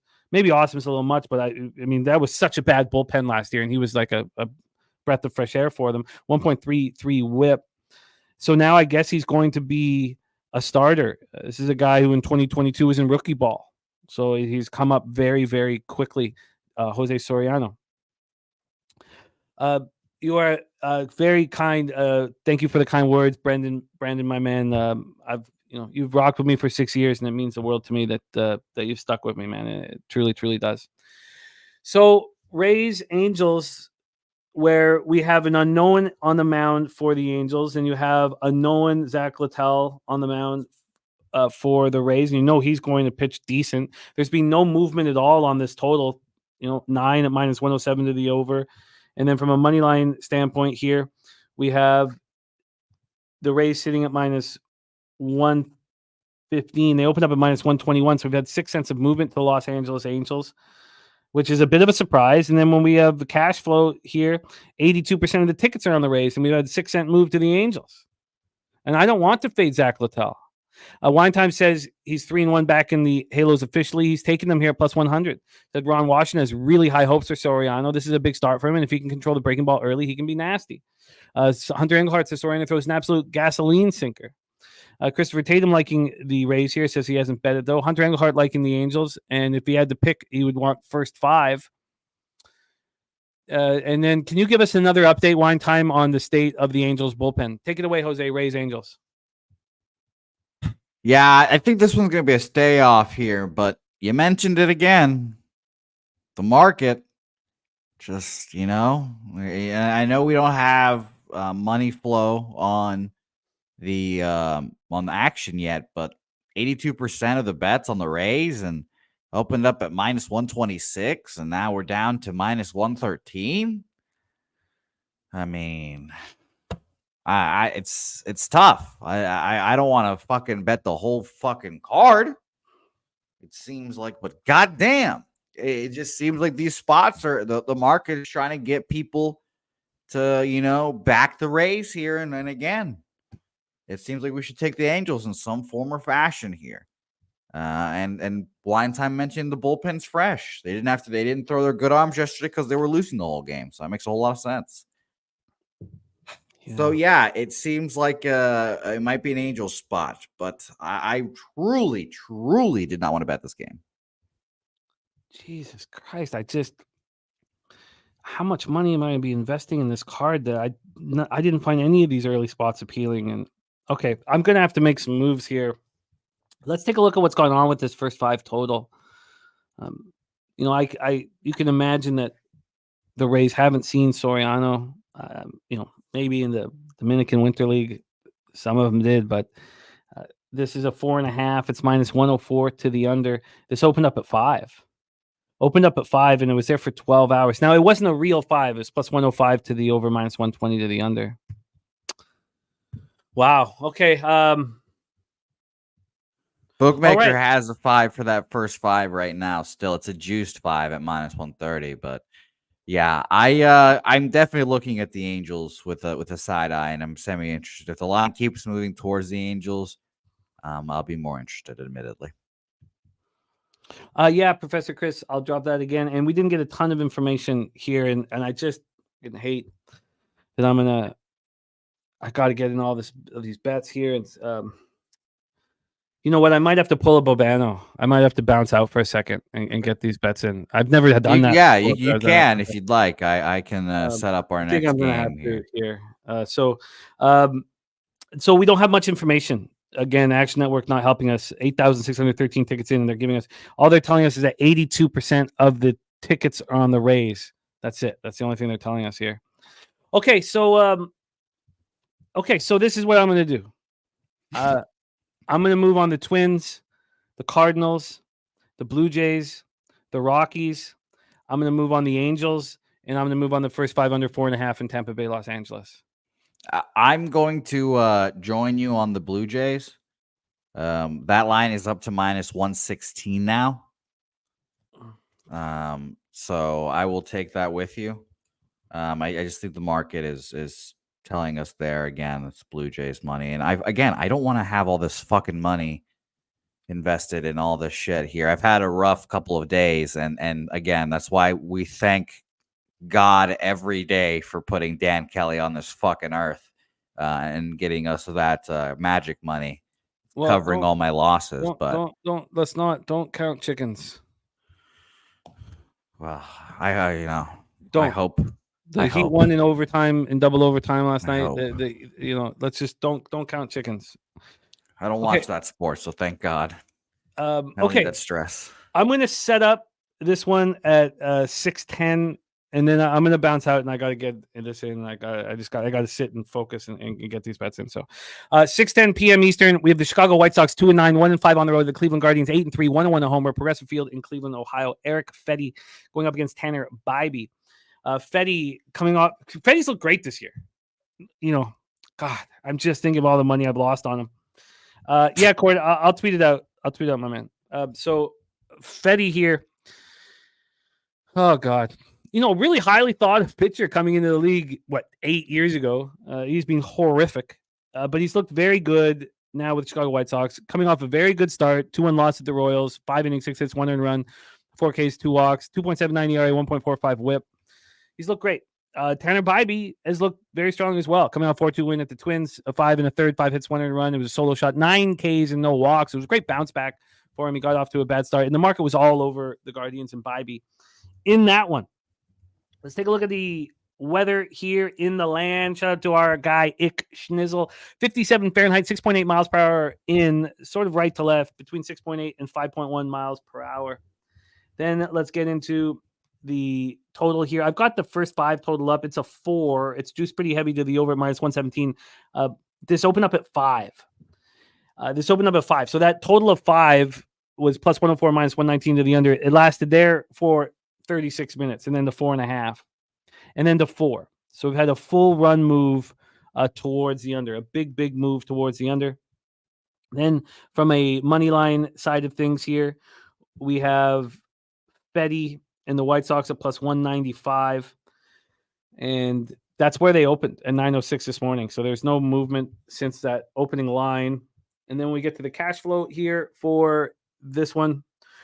We have 94% of the tickets on the Guardians.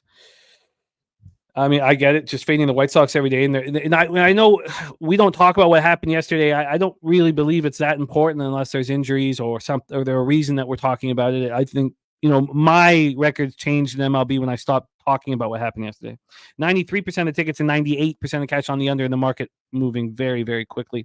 Professor Chris says if anyone else wants to let go of their dignity, they can bet the White Sox money line with me today. Plus 211 is a good bet. Mikey Money says large road dogs are 4-35 straight up, 10-29 on the run line if they're headed home next and have a 1-game lead in the series.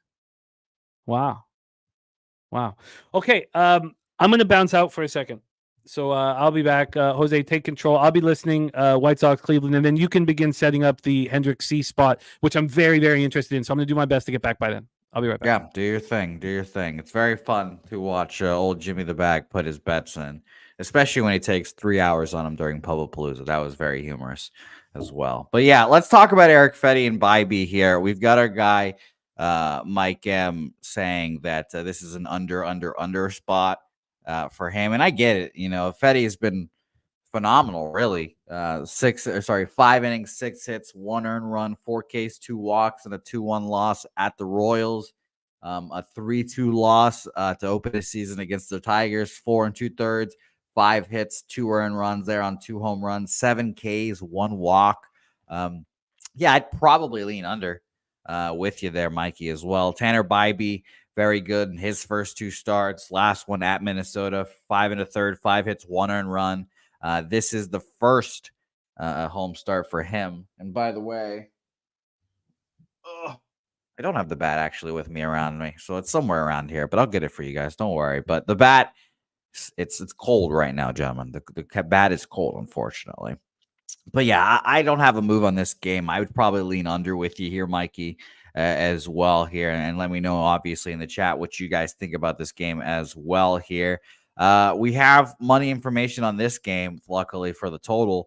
93% of the bets and 98% of the money on the under in this game here. And if at the very least, it's moved down with all that money here. Open at the 8.5, dropped to 7.5 now.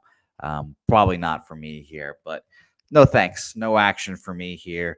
We'll move on and we'll start off our Cubs-Padres game. And shout out to Troy Torrance who's in the chat. Let us know. I would have loved to hear what your father said about last night's game and Ben Brown going out there and shoving.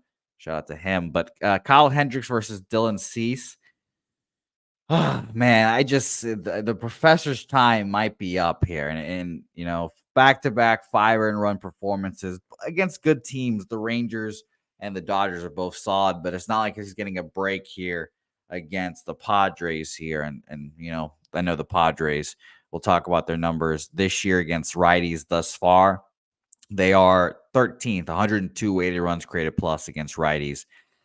So a little above average, not great, not horrible, but not something I want to back here, truthfully, with good old Kyle Hendricks or Dylan Cease on the bump. Cease first 2 starts, 6 innings, 4 hits, 2 earned runs, 7 Ks, 2 walks, a 3-2 loss against the Giants, and that was coming off of another start against the Giants. So he went back-to-back 2 earned run, 3 earned runs performances against them.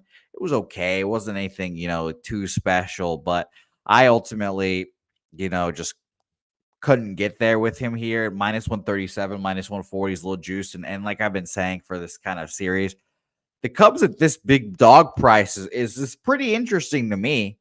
I know their offense is good enough to put up runs. So let's go to the market here and we'll talk about that. Maybe we can get on an over of some sorts. Kind of following today's trend, 87% of the bets and 98% of the money on the Padres here. And very, very minimal movement on them thus far. Let's see here. I had this opening up. Actually, no, I had this opening up at minus 137, and then it's jumped up to minus 147. So we're starting to see the move at least going their direction here as well. Bovada had this opening up at minus 144. Now we have minus 158s now.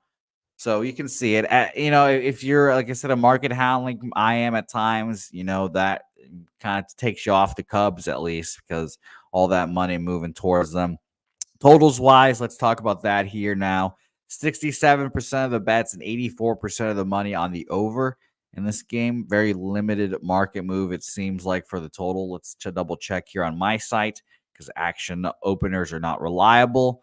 Yeah, it had an 8 juice to the over and minus 115, but it seems like it stayed there the whole time. So, yeah, no action here for me. I'd probably lean towards the Padres, honestly. Maybe you can squeak away a team total and bet them in that way as a cheaper method.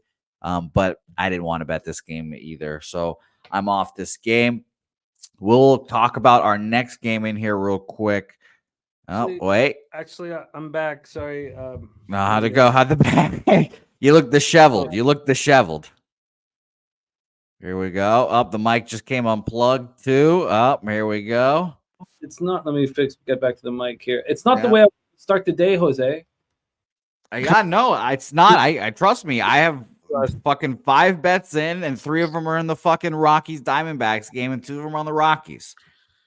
So I truly agree with that. Shout out to Hunter Engelhart, who tells me often I'm not funny. So shout out to Hunter. But his favorite bet today is Padres first 5 team total over 2.5 plus 110 there. Shout out to you, Hunter. Okay, so just so you guys know, of 5 of the bets were at Pinnacle, 1 at Bet 365. I'm on the Twins at plus 149, the Cardinals at plus 123, the Blue Jays at minus 113, the Rockies at plus 107, the Angels at plus 106, and I'm on the only one at 365 that I sent in was the Tampa Bay LA first 5 under 4.5 at plus 100. So you know what? Look, this is the life we chose, and so we have to deal with the goddamn consequences. And so back to the spot here. I just want to touch on this game with you. And I was listening, but I was also kind of getting my action in here. And I heard the Fetty Bybee breakdown as well. So you stayed off of both these, the White Sox game and the Cubbies game. Yeah, I did. The market, is more interested in the Cubs game, just because it's all the money on the Padres and at least the line's moving that way. So maybe you can feel good about them. But yeah, no action for either one. So sorry, I got first 5 up here. I'm just going to quickly, sorry, I hate to interrupt, and we'll be moving quickly here in a second. But so the Cease and the Padres open up minus 137. They're now minus 150, and the cash flow on that one is has 87% and 98% of the cash. And Andre Engelhart says his favorite bet is the Padres first 5 team total over 2.5, because are we going to sit here and say Kyle Hendricks is a bum and he's just going to pitch shitty and just get used to it? I find it hard to believe. Look who he had to face in the first 2 starts. What I don't have it in front of me, but wasn't it? Is it the Rangers? Texas Rangers and the Dodgers. And do we say this is a? It's 6 bets, Justin. Unfortunately. Don't we think that that this would be a nice opportunity for him to bounce back? But he looked bad all spring. I don't know why. Sonny Spring says San Diego all day long. Don't overthink it. Sonny, this is the second spot that you're with 98% of the public, and it's just not a party I want to be at. What kind of party is that? It's not a party. Yeah, like you said, I would want to be at either. By the way, Kyle Hendricks, 34. 34 this year. Hunter All says right, if the game was I just tweeted my action out to 6 bets, so that's right. okay. Look, I don't need to catch a falling knife with Kyle Hendricks, but yeah, and if it makes you feel better, Hunter mentioning the home road split again. I know he flipped it last year, but yeah, he's flipped it in 2 years in a row. I don't want to pay any mind to it. 2 years in a row, it's been completely opposite. This total is at 8. There's been a 1 cent move to the under. Did we get cash information on the total? Sorry, let's move over quickly to the. Yes, yeah, you have 67% of the bets and 84% of the money on the over, and it hasn't budged. So maybe he does pitch well, and you can see an under in that spot. I'm not one to find out. Cash rules everything around me. Lucky lefty in the house. What up, sportsman?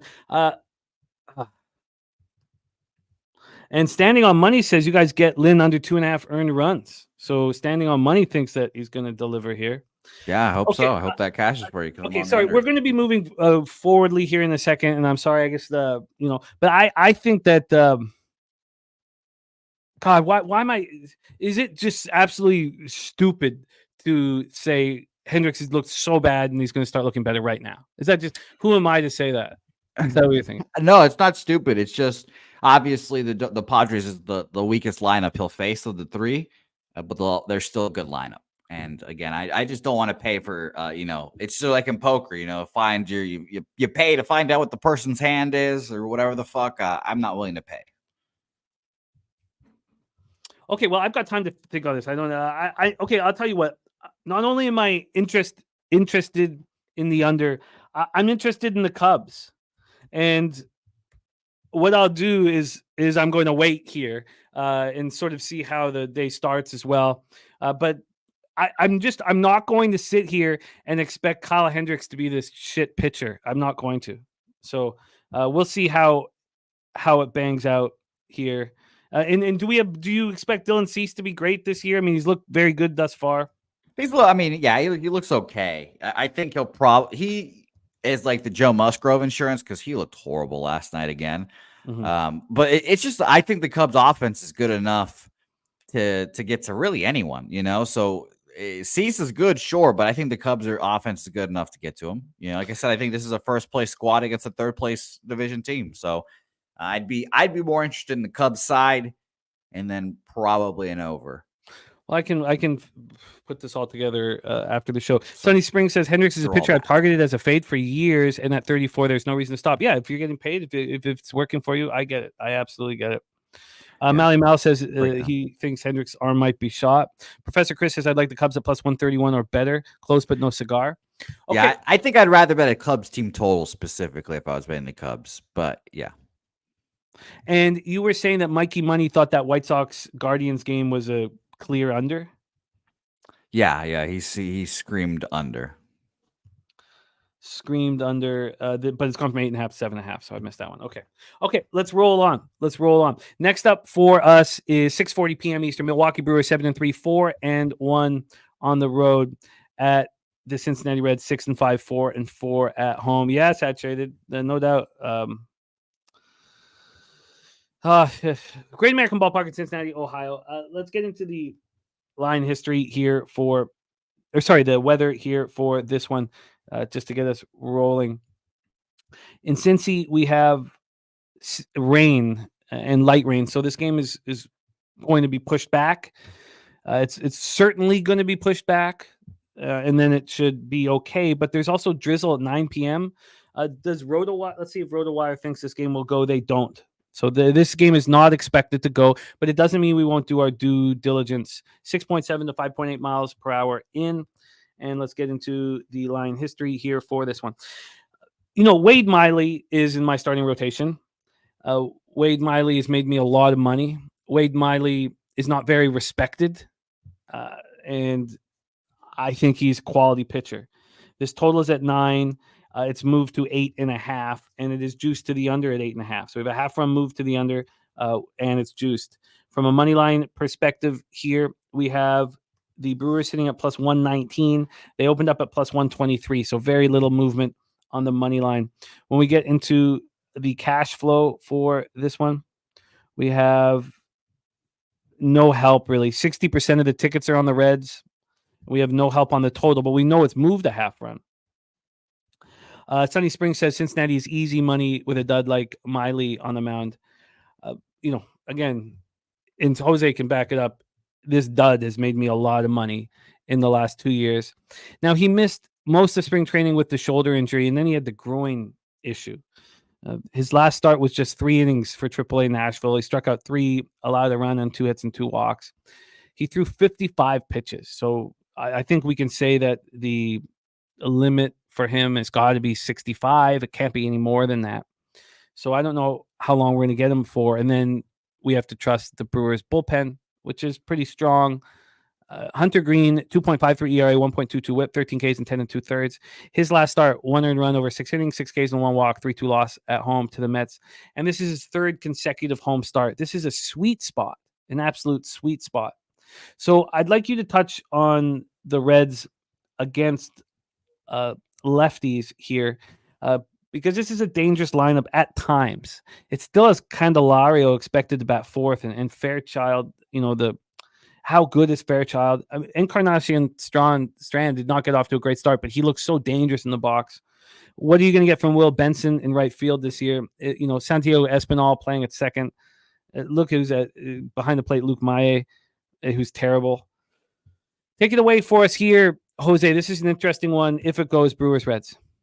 Yeah, I mean, I'll be honest, Jim. Wade Miley is on my fade list this year, but I need to at least see him maybe once or twice to decide, like, officially if he's fade, I guess. But I stayed off this game. I definitely lean Reds first 5. But like you mentioned, it doesn't seem like this game might go. So Reds against lefties, though, last year, 99 weighted runs created plus, pretty average. This year so far, 14th, 114 weighted runs created plus, and 146 plate appearances. So pretty decent sample size as well. So I think they'll actually be pretty decent against lefties this year. I think they'll be better than they were last year. I guess, to keep it simple, but I do like the Reds here. I'm not going to move on it. I will be fading Wade Miley this year. I hope, but we'll see here. And by the way, Ron Crawford on the opposite side of all of us, and we'll be spreadsheet on Arizona Diamondbacks there. He's on the opposite side there, but he's with all of us on the Edmonton Oilers. So nice. I fear the delay because Miley's already got a 65 or 60. Well, we have no idea what his pitch limit is, but it's not very good. It's not. If it does get delayed and they keep trying to play the game today, advantage Brewers for sure. There's Mel. Mel, it's great to see you. Says Nate McKinnon is on a different level. I made us a lot of money yesterday, Mel, and he was spectacular. It was a fun game to watch, man. Okay, I'm off on that one. Let's roll on. Next up for us, and it's too bad. I really think the weather kind of messes with it because I want a first 5 under, but I don't really want either of them sitting there for 2 hours. I'm going to put question marks about the first 5 under here just so I can. And a third home start for Hunter Green as well is another reason why. Consecutive home start, yeah. I kind of wanted to back him here as well. Yeah, he looks like the real deal.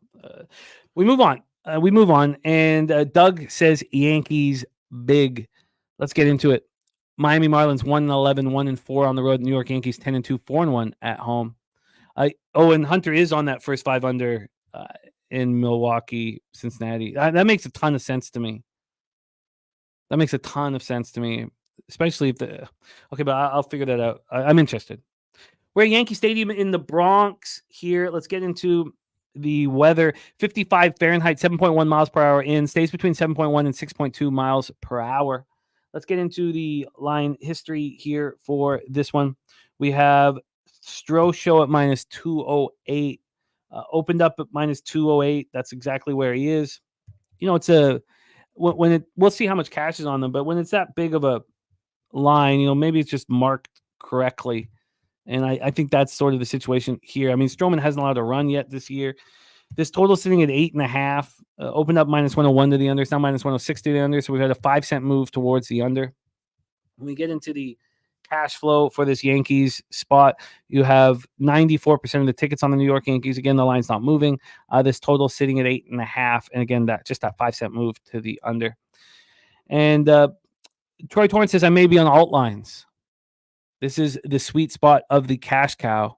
He says he'll probably have 5 units on the New York Yankees, and he made a shitload of money on the Guardians in this similar situation on Monday. Ryan Weathers, the lefty on the hill, 5 innings, 3 hits, 3 runs. Just one was earned, a homer, 6 Ks, 3 walks, and 8-5 loss to the Cardinals last out. Nobody trusts him, and the Marlins are going to not want to come to the ballpark. Stroman coming off a really nice performance in the home opener. The market went heavy against him, and we all got paid in full. But he looked great. 6 innings, 3 hits, no run, 6 Ks, 1 walk, and that 3-0 loss. Yes, Brian Watson, NBA is next with Dutch Boy Fresh. So take it away, Jose. Is the Yankees just this cash cow spot? Yeah, stay off for me. I listen to Troy Torrance when he says cash cow because those spots usually cash by big margins. I'm not going to move on it. Maybe I'll find, some sort of money line parlay or something with the cash cow, but no action for me. Why? But I do like Marcus Stroman. Why wouldn't we? What's your biggest concern?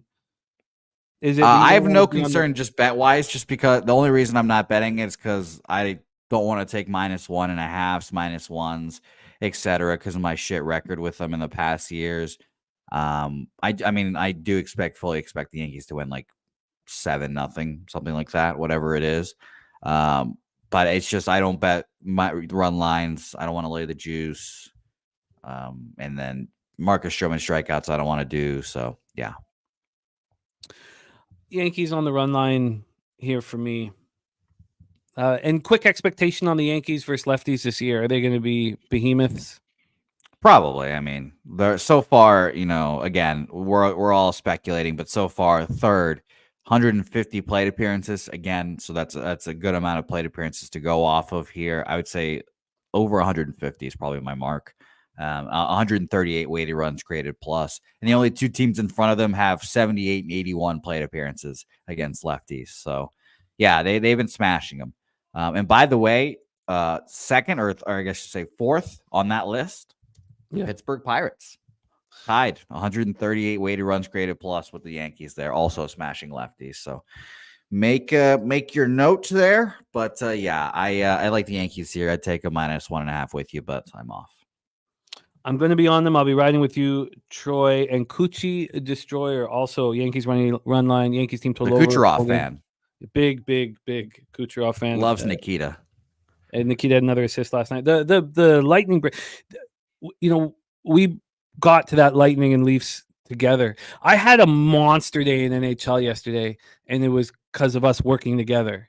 It wasn't because I came with all, these great bets, which I try to generally, but there was 42 games we had to cap, and that was us working together. It made me a lot of money, and I need it. Okay, we move on. 7:10 p.m. Eastern, Baltimore Orioles 6-4, 2-2 on the road at Boston Red Sox, 7-4, 0-1 at home. We're at Fenway Park in Boston. Take a look at the line history. Actually, let's start with the weather here in Boston. God, wouldn't you love to be there tonight to watch this ball game? From a weather perspective here, we have 57 Fahrenheit, 8.4 miles per hour right to left, 8.4 to 7 miles per hour. And then from a line history standpoint, and there's Kong saying, good news, medication just got approved, so I don't have to pay $18,000 a month, going to start treatment tomorrow. Oh, that's great news, Kong. That is great news. Please keep us updated. We are all thinking about you, sending as much positive healing energy your way, and know that you're going to beat this. And that's great news. And please keep us in the loop, man. And everybody, if everybody could just take a second and send as much positive energy, however you do it, whether if you pray or whatever you do to send positive energy out in the world, please do that for our guy Kong right now. Let's just take a second. Need you, Pub 4. Yeah, we need it for Kong. Love it. Okay, so let's roll. So here we go. We have Orioles Red Sox at Fenway. From a line history standpoint, this total is sitting at 9, minus 110 to the under. Cutter Crawford's looked spectacular this year. Very interested to hear, Jose, if you think this is sustained. I mean, obviously, these numbers aren't sustainable, but just pitching at a high level, whether that is sustainable. There's been no move on the under. When we get to a money line standpoint here, from a money line standpoint, we have it sitting at minus 106. And it opened up at minus 113. So we've had 6 cents of movement towards the Baltimore Orioles. And then when we get to the cash flow for this one, we have 32% of the tickets and 74% of the cash on the Boston Red Sox, 60% of tickets on the under. Very, very interesting here. Hunter and Collard says Cutter's going to need a neck brace after this start with all the time he's going to be whipping his head around to see which base he needs to back up. Look at that. Look at that. Cole Irvin on the hill. I mean, this guy is meaty fucking ochre. I mean, this guy is just, all you need him to do is eat up some innings for you. And he struggles at that. 5 innings in a 4-1 loss at home to the Royals. He allowed all 4 of those runs, 3 Ks, 2 walks. You know, he's just an inning eater. Cutter Crawford on the other side has just looked incredible. Take it away. Oh, and Dav Fan says, I'm a huge O's fan and won big with him yesterday, but I think this may be a Bo Sox day. Definitely loving the over. Jackson Holiday says Rodney Barton will be batting the 9-hole tonight. That way Gunnar can knock him in for an easy RBI. Joseph Gomez says fade Stanton under everything. Homer, no correlated parlay. Take it away, Jose. An interesting one here with your Boston Red Sox in play. Yeah. I mean, I was extremely pissed off yesterday that Alex Cora fucked our under there. That was very annoying. But I got it, whatever. But I do think Cutter Crawford pitches well this season and all that stuff. It's just like the Red Sox as a home favorite against the Orioles doesn't inspire confidence. Again, shout out to Troy Torrance. I have it written down here. Let me flip back to my notes here in a second. It's his lovely notes. The line's moving towards the home team at plus 105 to plus 120. The road team is 49-17. And if the total is under 9, 31-7. So keep that note, with all these home favorites, these slight home favorites or slight home dogs, I should say. The Red Sox, this line has been moving a little bit as well, which is kind of interesting. It opened up at minus 112. Now it's at minus 110. Orioles at plus 102. Now it's at even money. I'm off this game. I'll be very interested to see how it goes. But, I mean, everyone and their moms knows why everyone's watching this. Oh, my God, Jackson Holiday's coming up. Woo! He'll be in the starting lineup. I don't know. Let's just say this, Jimmy. Before Jackson Holiday existed, Matt Holliday was carrying around me as a baby. So, whatever. And my sister definitely tried to probably pork Matt Holliday too, but whatever. It's fine. Shout out to my sister. I have nothing on this game. I'll be watching it as a very interested observer. But admittedly, this is I think the second closest I've come to betting the Red Sox this year. I was semi close to betting them. I think they're favored for a reason here. But I would agree with Justin McElvey as well. This might be an over kind of game, but I have nothing on this game. It's a tough game for me. And Cutter Crawford, is he? I think he's gonna be good. I think he'll be good. Here's the thing. I was thinking this. Obviously in NFL and in football, offensive coordinators is kind of like the shit. Like you want to hire an offensive coordinator type coach so they don't get hired away from you, blah, blah, blah. I feel like that's what's going to happen in baseball, but with pitching coordinators, guys that really help your pitching staff well. And you guys have heard me say this before. I think the Dodgers losing the playoffs, they'll fire Dave Roberts, and then Alex Cora is going to go to the Dodgers.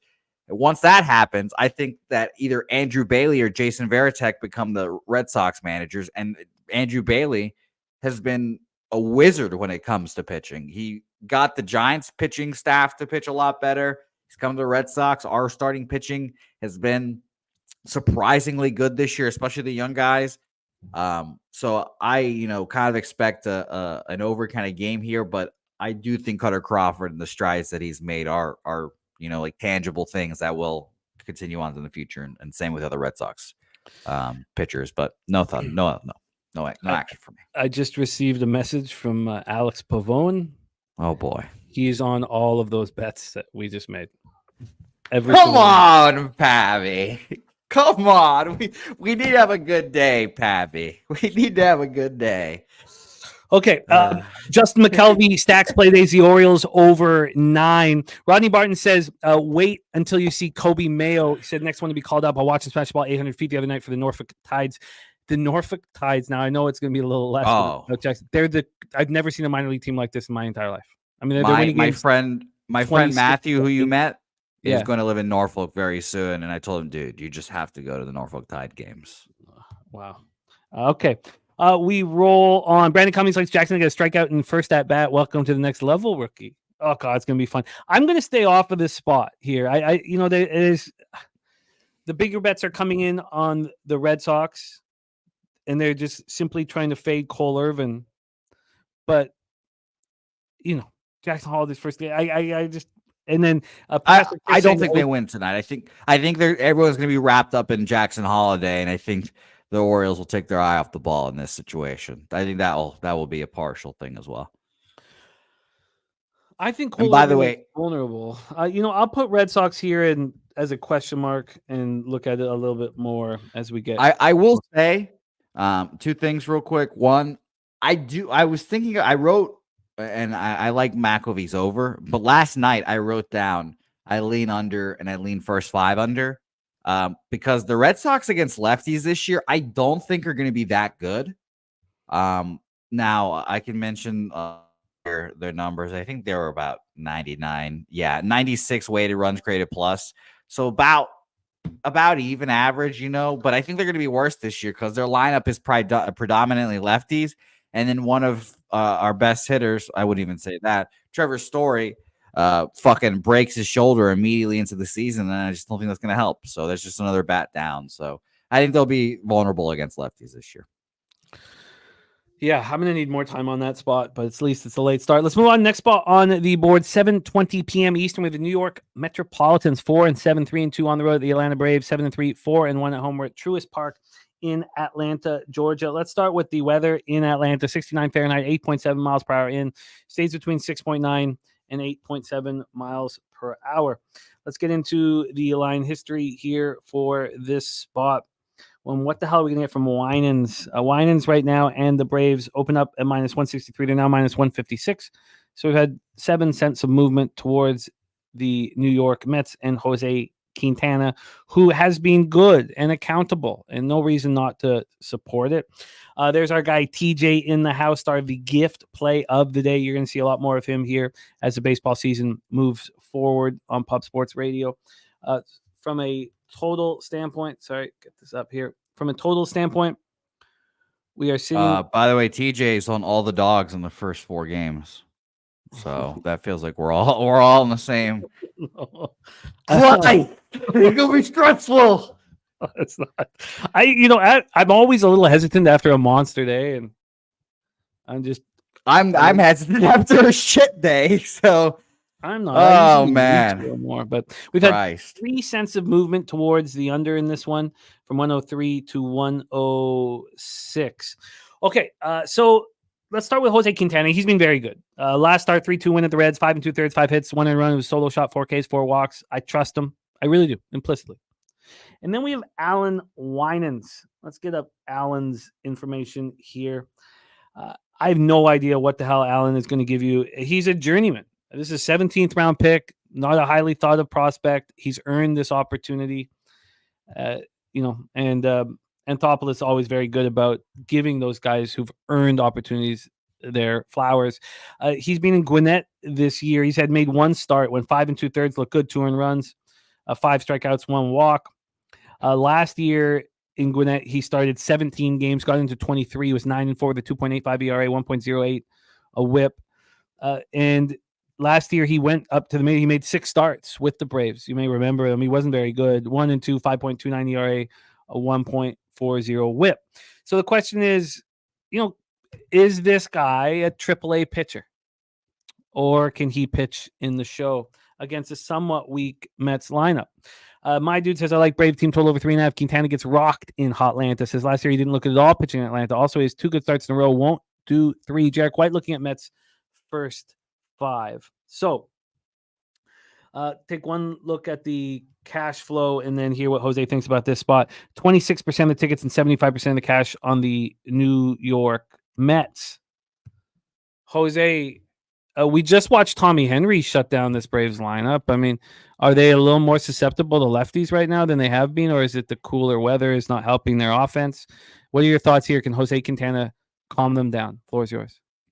Yeah, another stay off game for me. I didn't trust Quintana. Obviously, it's a little sketchy betting him, and you've mentioned the troubles he's given to you over the past few years, and he's made money for people as well. If you've backed him in certain spots, he's had 2 good starts to start off his season.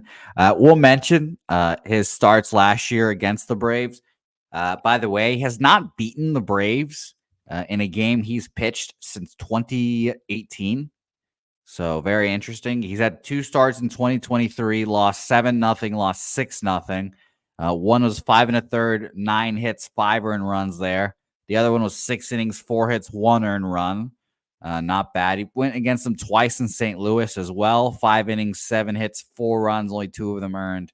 5 innings, 6 hits, 4 runs as well. So he's not horrible against them, but definitely not good. Ozzie Albies, 6 for 10 against them, 2 home runs. So maybe you can take a prop look at him. And Marcelo Ozuna also crushes him as well. So take those with what you will.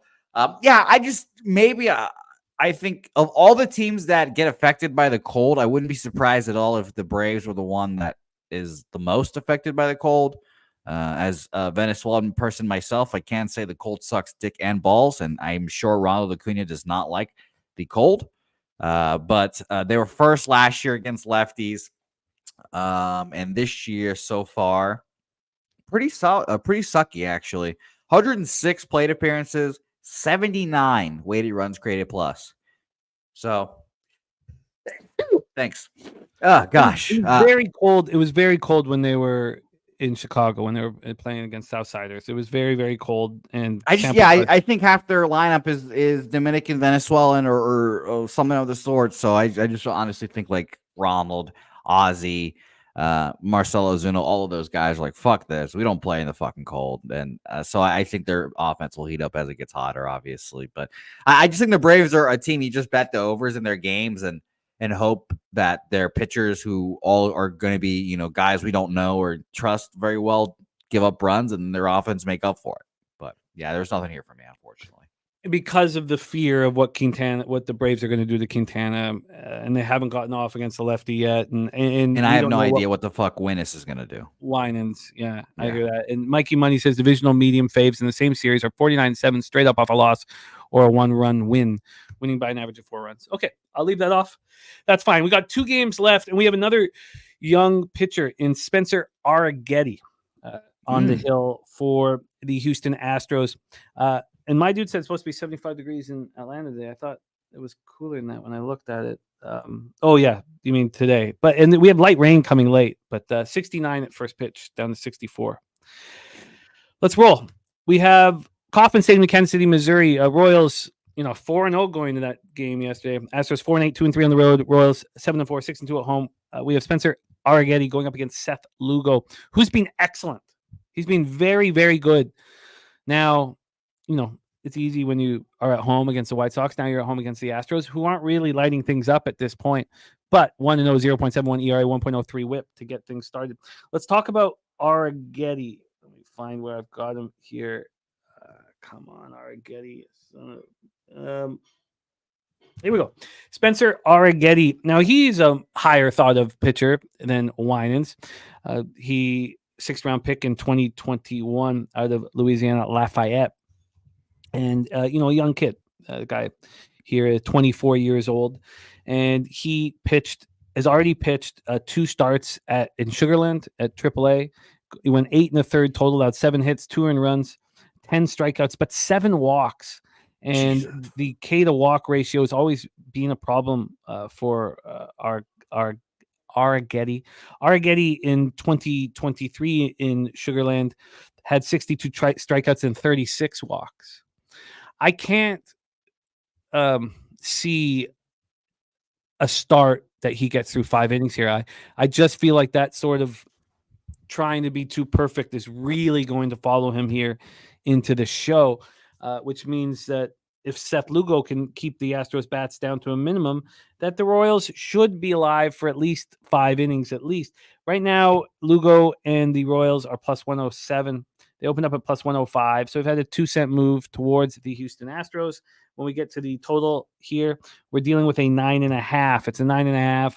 Open up at 9, half run move to the over, which means that there's volatility in this one. When we get to the weather, 67 Fahrenheit, 11.3 miles per hour in. That does die down to 6.7 by the end of the game. So the wind will be helping the pitchers earlier much more than it will be helping them later. And when we get to the cash flow for this one, you have 55% of the tickets and 90% of the cash on the Houston Astros. But the line's not moving towards them. 94% of tickets and 99% of cash on the over. And we've seen it go up a half run. Take it away for us here, Jose Bouquett. Second to last game on the card. We have Daby Cab joining us for the next game, and then Dutch Boy Fresh joining us for the NBA card. Take it away, Astros Royals in Missouri.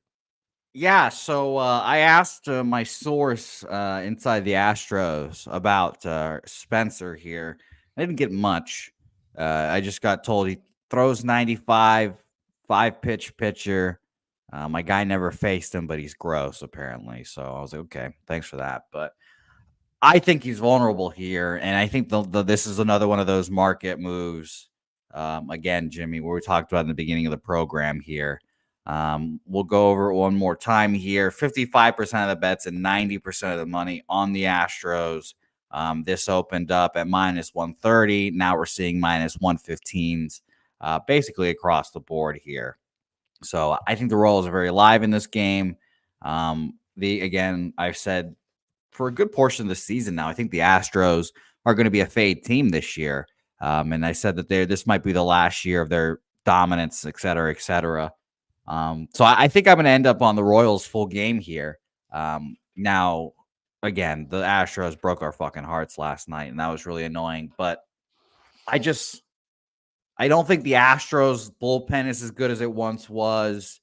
We're going to get 4 or 5 innings of this guy who walks a shit ton of dudes, and he's their top pitching prospect, sure, but it's the Astros, farm system is not fucking top 5 in the system anymore. It's not that good anymore. So, yeah, I think I'm taking the Royals here. I get that, but why wouldn't we want to cut this game down to 5 innings? We don't believe in the depth of the Royals bullpen, and it's being used heavily. Let's see. I'm going to look at bullpen usages at our friends at RotoWire. That's something that I've been using more and more of recently. And I trust the Royals bullpen a little more. So yesterday, James McArthur, whoever that is, pitched. We only had 8 pitches of John Schreiber. I can never say his fucking name. Chris Stratton threw, Nick Anderson threw. So Will Smith will probably go. He's their closer. Angel Zerpa, not a name that inspires confidence, but he's the going. Lefty, right? Yeah, I think so. And then John Schreiber. I can never say his name for some reason, but he's going today. And I have general faith in all those. And if you want some Nick Anderson in your life, he might be going as well. Only 14 pitches yesterday, but who knows? So yeah, I don't mind it. I just think that the Astros lineup or bullpen is just as bad, honestly. Royals full game money line at plus 105. I also definitely thought about taking team total. If it was 3.5, I probably would, but it's 4 minus 105. So nothing there for me there on team totals. But I'll mention real quick though. Presley went yesterday, 26 pitches. He's not going today. Hader threw 20 on Sunday, day off, and then 11 yesterday. We'll see.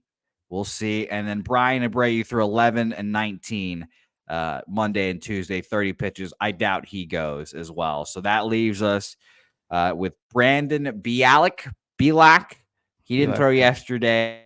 Taylor Scott, Seth Martinez, Rafael Montero threw 7 pitches. Wander Suero. So, I just don't think these are good. These are not good names. Like Presley's been struggling all year and he's old. Hader's obviously okay to good. Brian Abreu's obviously okay to good.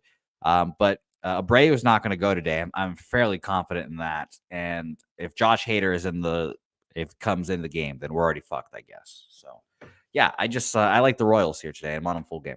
Plus 105. Yeah, and then, so do you have any fear? Who did Seth Lugo face in his first start? Can you give me that first start? Last start was against the White Sox. And now he's going up against the angry Astros group. The Twins. 4-8 Twins. So, I mean, this is by far the toughest lineup that he's faced. And no offense to the Twins lineup. I should say by far. But Lugo, okay, I'm interested in the Royals' first 5. I'm interested in them first 5. I'll have to sit with it a little longer. Jose's moved on. Have you bet this one? Yeah, I just bet it. Okay, Royals full game at plus 105. Yes. By the way, for those that want to know, last year Lugo faced the Astros at the Astros, got crushed. 4 1/3, 7 hits, 6 earned runs on a home run, 2 Ks, 3 walks. There. And so we're sitting here thinking that, we're sitting there thinking he's just a better pitcher right now. I mean, I don't know. I feel funny having faith in Lugo actually after 2 spectacular starts against weak offenses against the angry. Third home start for him.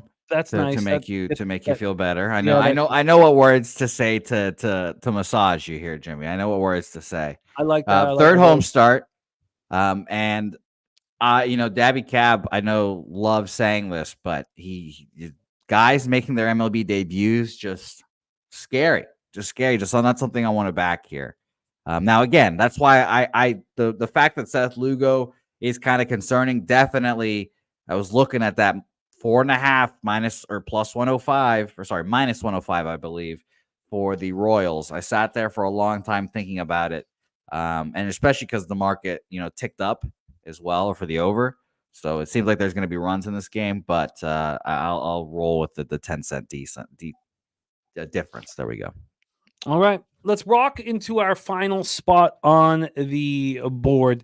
We are joined by our special guest here Wednesday, Thursday, Friday, giving us his best bets on the MLB card. Please welcome from Dallas, Texas, the Magic Man, Mr. Daby Cab in the house. Cabby, how are you, my man? Oh, I'm good, man. I'm good. Baseball is a beautiful thing because it's like whether you got high volume or low volume, it doesn't stop. 7 days a week, games during the day, games at night. There's always something to have, always more action. So I love baseball, guys. I'm ready to get at it. Yeah, and we got Dodgers, Twinkies, and Phillies, Cardinals popping off right now. We also have the taint play of the day in this one. The Texas Rangers first 5 minus a half for Matty Ice. Yep. Shout out to our guy, Matty Ice. Taint play of the day, Rangers first 5 minus a half at minus 125.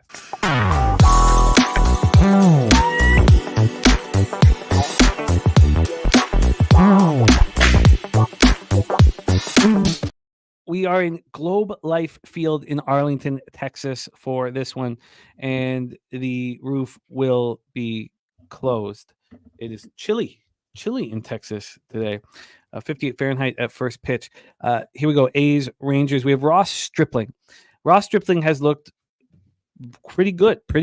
That last start was excellent. 1-0 loss at home to Boston. 7 innings, 8 hits, 1 earned run. This is his first road start. And you want to sit here and believe that Stripling is a quality pitcher. It's a difficult thing to do. Not so with Cody Bradford. He looks excellent. 2-0, 2.13 ERA, 0.47 whip, 10 Ks and 12 2/3. Only walked 1 batter, allowed 1 jack. That last start in the 10-2 win at home over the Astros was very good. And this is his 3rd straight start. There's my guy Deacon Mike in the house. What up, Deacon? So here we go. Let's take a look at the line history for this spot here. Roof closed, total at 9, minus 108 to the over. This went up to 9.5. This was at 9.5 for a lot of this morning. It just came back to 9. Then from a money line standpoint, we are sitting with the Rangers at minus 172. They opened up at 179. So we've had a slight move towards the Oakland A's, something that we're going to be talking about throughout the season. They seem to be the Sharps' darling. We have right now 96% of the tickets and 95% of the cash on the Texas Rangers. We have no help on the total. Let's start with you, Daby Cab. Bradford, Stripling, A's, Rangers. Best bet time. Take it away. So I'm not going to lie. This was one of the cards, sometimes we talk about volume, high, low volume. Low volume is not easy. Sometimes for me, it would be easier just to go bet every single bet that I like, right? Today was one of those days where I had 3 or 4 things that I was looking at betting and I was wielding it down. Rangers' first 5 was one of them, Jimmy. They lost back-to-back games against the Astros to finish that 4-game series. And then they turned around and lost yesterday to the A's in the 9th inning. They blew that game.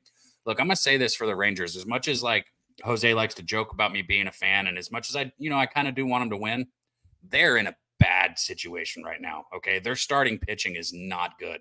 This Rangers team is a team that I would be looking to take overs with. I'm either taking overs, I'm taking props, or I'm fading them. And let's look, Bradford, like you said, he's been outstanding this season. 2.13 ERA, he's 2-0 in his 2 starts. That's 12.2 innings of work.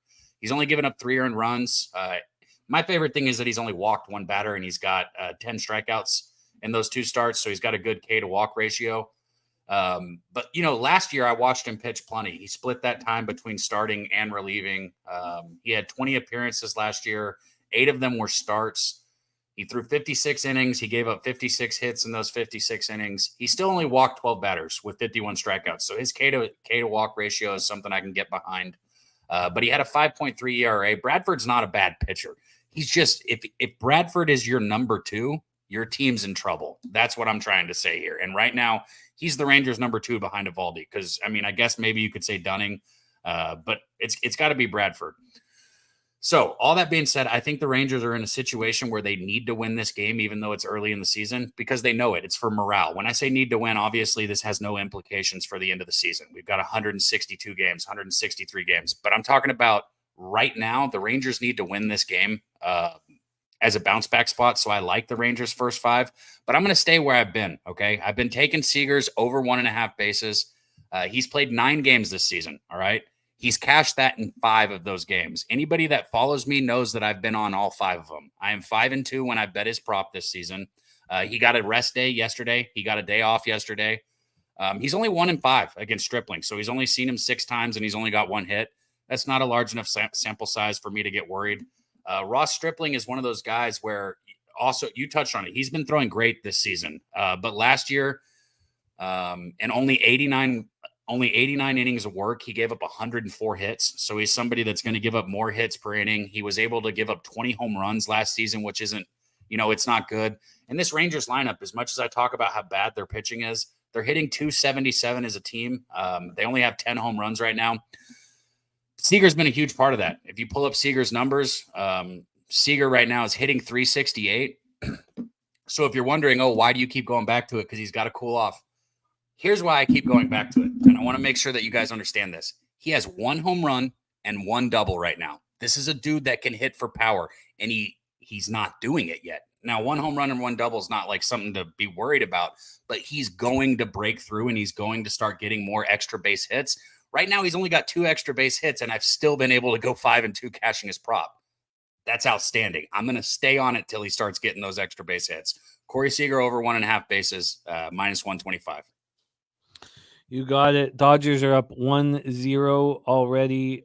Over 1.5 bases at minus 125 for Corey Seager, and it's Teoscar Hernandez getting it started with a little nibbler that found a hole. Take it away, Jose. Last game on the board here, Athletics Rangers. No play for me. I'll keep it short and sweet. We've had enough action. Mookie Betts already cashed his 1.5 bases, which is fucking hilarious. But yeah, no action for me. All right. I thought you just got a single off the top. No, he rolled it down, then he just got advanced going to a second, so he got a double there. I tell you what, the Dodgers team total over was one of the bets that and I said I had a few that didn't hit the card. The team total over for the Dodgers was 1. They didn't hit it 3 games in a row, but they've hit it every single game other than that this season. Their team total over 4.5. They've cashed every game but 3. That's a confirmed. Betts hit a single in his first at bat. Oh, okay. Well, good. Then whatever. You're probably gonna get that. It was a I'm single sure he'll walk. still get that, but Yeah, I mean, he's hitting 800 off the guy. Jesus. all right. I thought you Okay. were talking about Teoscar's double there. So No, I'm glad no. we're on the same page now. And by the way, Dabby's right. 11-3. The Dodgers are to the over team total. Yep. Corey Seager over 1.5 bases for Daby Cab. Rangers first 5 minus a half. And the roof closed in the pitcher's ballpark. Jose, did you have any interest in this under? I mean, it did climb up to 9.5 a couple times. Did you have any interest in the total? No. I had no interest in the game. Maybe they close and become a cash cow for Troy, but no action here. It was an easy stay off game for me. I kind of like Cody Bradford. I'll be honest. I think Cody Bradford has pitched pretty well this season thus far, and could be one of those guys that breaks out for the Rangers when they really needs it too. So I stay off. My hands are already sweating, and I'm already nervous for the action we have in. Let's review all action here. You know what, Jose? Well, we'll go. Jose's on the Twins at plus 145. I'm on them as well, plus 149. Jose's on the full game under 7.5 in Phillies Cardinals. I'm on the Cardinals at, what did I get again? I got plus 123. It was plus 115 at 365. Smooth balls play today is the Seattle Mariners. I'm on the Toronto Blue Jays at minus 113. Did you move on the Jays as well? Yeah, I did. What did you get? I moved in the Jays minus 116. Minus The 116. line kept moving their direction. Yo, look at Mike gets so excited when somebody tries to take a shot, Mike. I love how you keep swinging out. Justin, I didn't bet the team total over. I'm saying it's 11-3 on the season. Anybody who pays attention to trends would like to hear and know that. This is about information, not just giving bets. Absolutely. No, you're absolutely right. Mally Mal says Lance Lynn, Fat Boy, 3 straight balls. Look, that could have been much worse. 1-0 Dodgers after 1. Yep, that's all right. And I I'll guess take that. when you're, you know what I've got to start doing, and who cares? Like what and we talk about all the time. Who cares? It won't help your record or whatever. But if I'm going to fade the Dodgers, why don't I wait till after the first inning and they get through that 1-3, because it's the toughest 1-3 we've ever seen, and then I'll be able to bet live and get a better number. Yeah, I mean, I've texted you this, Jimmy, but when I have certain money line spots that go down early, I rebet them at like plus whatever the fuck to try to, make my money back and then some. But that obviously has gone 0-2 thus far to start the season. But I mean, and I've been doing that in NHL, but not in MLB yet. So spreadsheet play today is the Arizona Diamondbacks. Jose and I and TJ are on the Colorado Rockies. Nats Giants, we stayed off.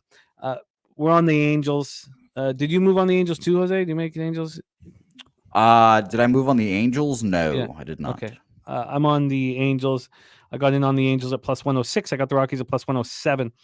Then I'm interested in the under 8 and the Cubs, but that's a 640 start. I'm interested in the first 5 under in Brewers Reds, which was very likely to be rained out. I'm going to move on the Yankees minus 1.5. Stacks play today's Orioles over 9. Orioles, Red Sox over 9. Mets, Braves, we stayed off. Jose's on the Royals at plus 105. I have interest in the Royals first 5, but I don't know if I'll get there. Then Taint play today, Rangers first 5 minus a half, and Daby Cab, Corey Seager over 1.5 bases at minus 125. Daby Cab, we need a season like you just had in college basketball. For those of you who don't know, Daby Cab just officially nailed our first ever weekly guest to hit 60% plus against the spread in college basketball. And I'll be tweeting that out today. I was so destroyed yesterday. And then the Pacers game started out poorly. And I just I felt like I was like in pain watching all my action, all this cash. And then everything turned around. We had a giant night, but it doesn't always work out like that. There you go. Daby Cab, thank you for your time. Any last words here, my man, for the Capper supporting the show? Oh, no, man. I love doing this with you guys. Everybody in the chat, Justin, Deacon, DeQuincy. I say that right? Good to see you, DeQuincy. He said, you love me in Costa Rica. I love to hear that, man. I need to get up to Costa Rica and visit you guys. Troy, everybody in the chat, man. Mike M, my dude, Pimp Slap. He's been hot as hell right now. Not racist, Chris. Man, you guys' names are getting harder and harder to read. God damn. Shout out to everybody in the chat, though, man. Love you guys. Love doing this with y'all. There he is, Daby Cab.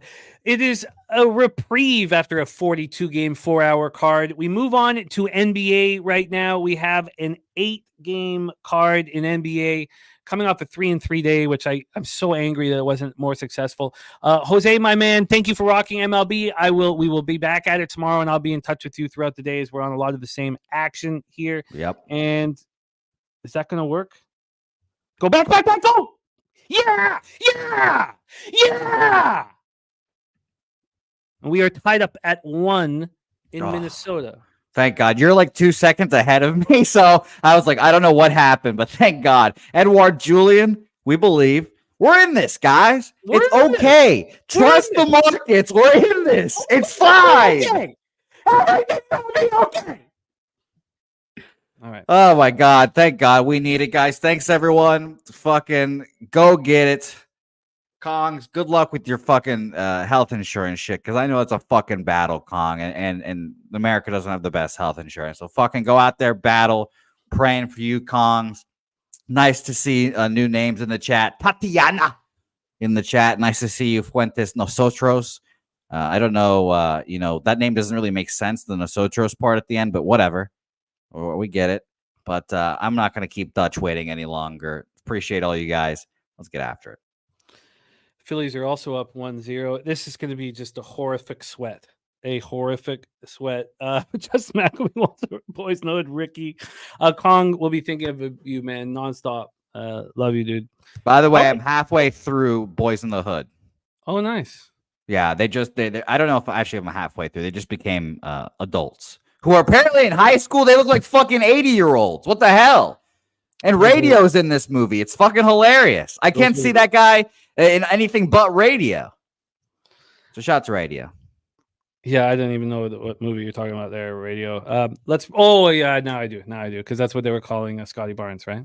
Let's bring on your star of Wednesday NBA capping here on Pub Sports Radio. Please welcome from Las Vegas, Nevada. I did get a little bit of sleep last night. I know it's not Las Vegas, California. I don't know what's wrong with me. From Las Vegas, Nevada, the freshest capper in the sports handicap business. Please welcome Mr. Dutch Boy Fresh.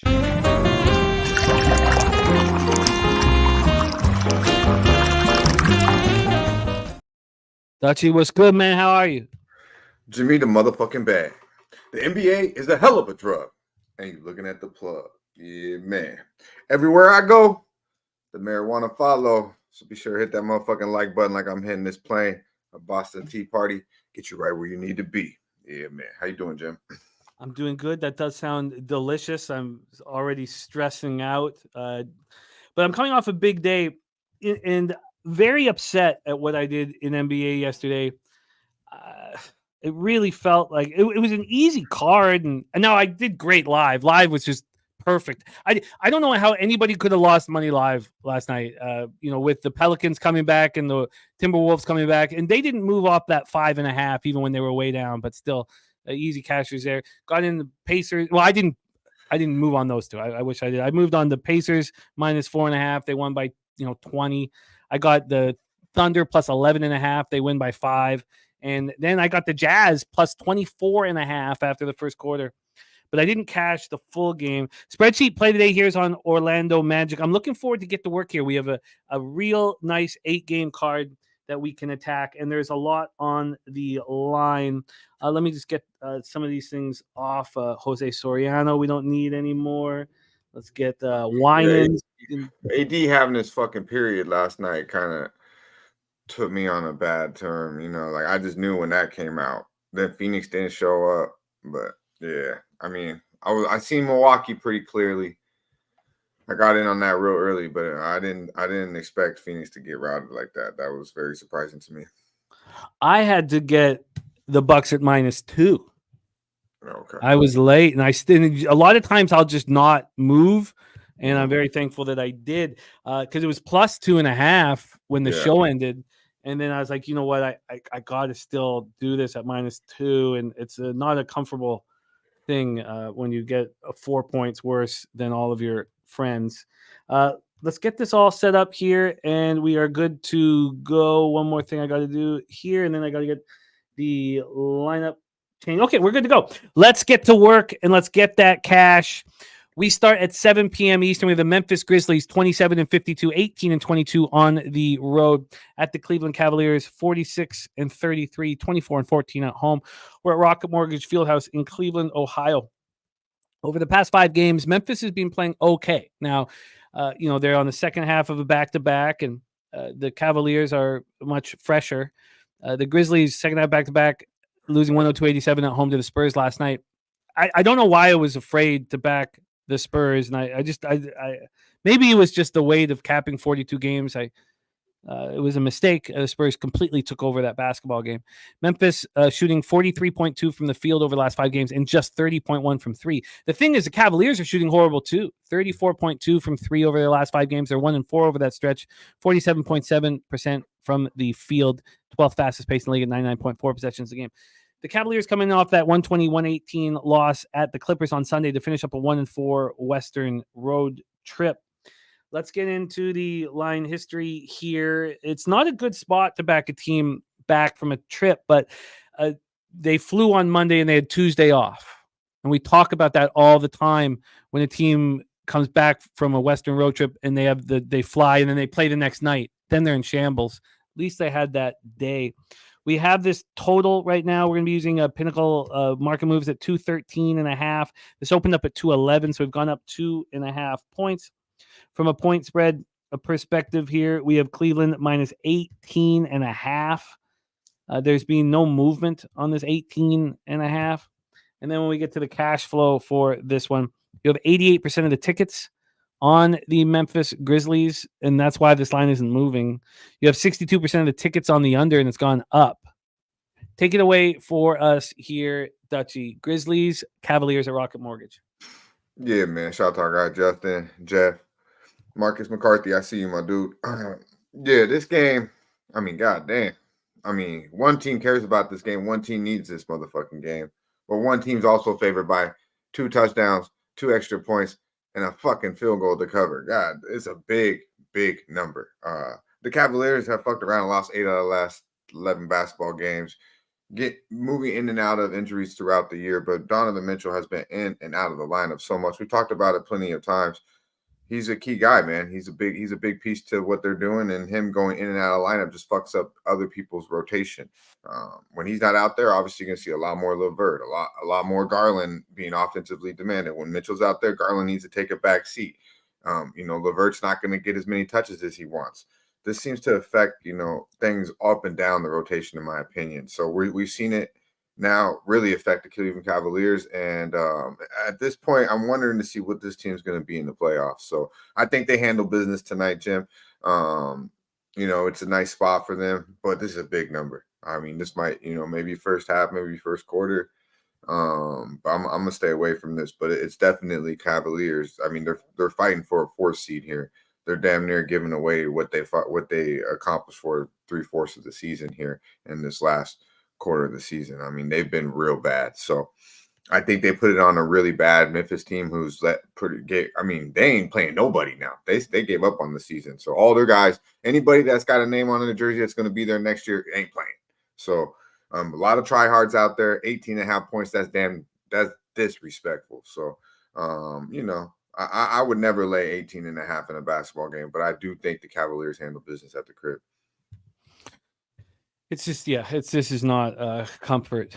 It wasn't comfort with the Pacers minus 13.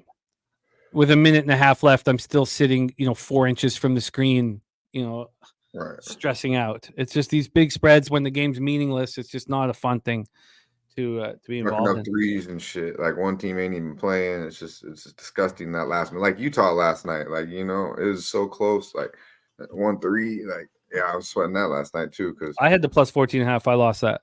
Yeah, I thought they were the right side. I didn't get to the window with it, but I was playing poker, TV right in front of me, and I was like, wow, that 3 just was disgusting at the end when they threw it up. You kind of knew it was over. Put them up 19. Thought you might have had a chance there.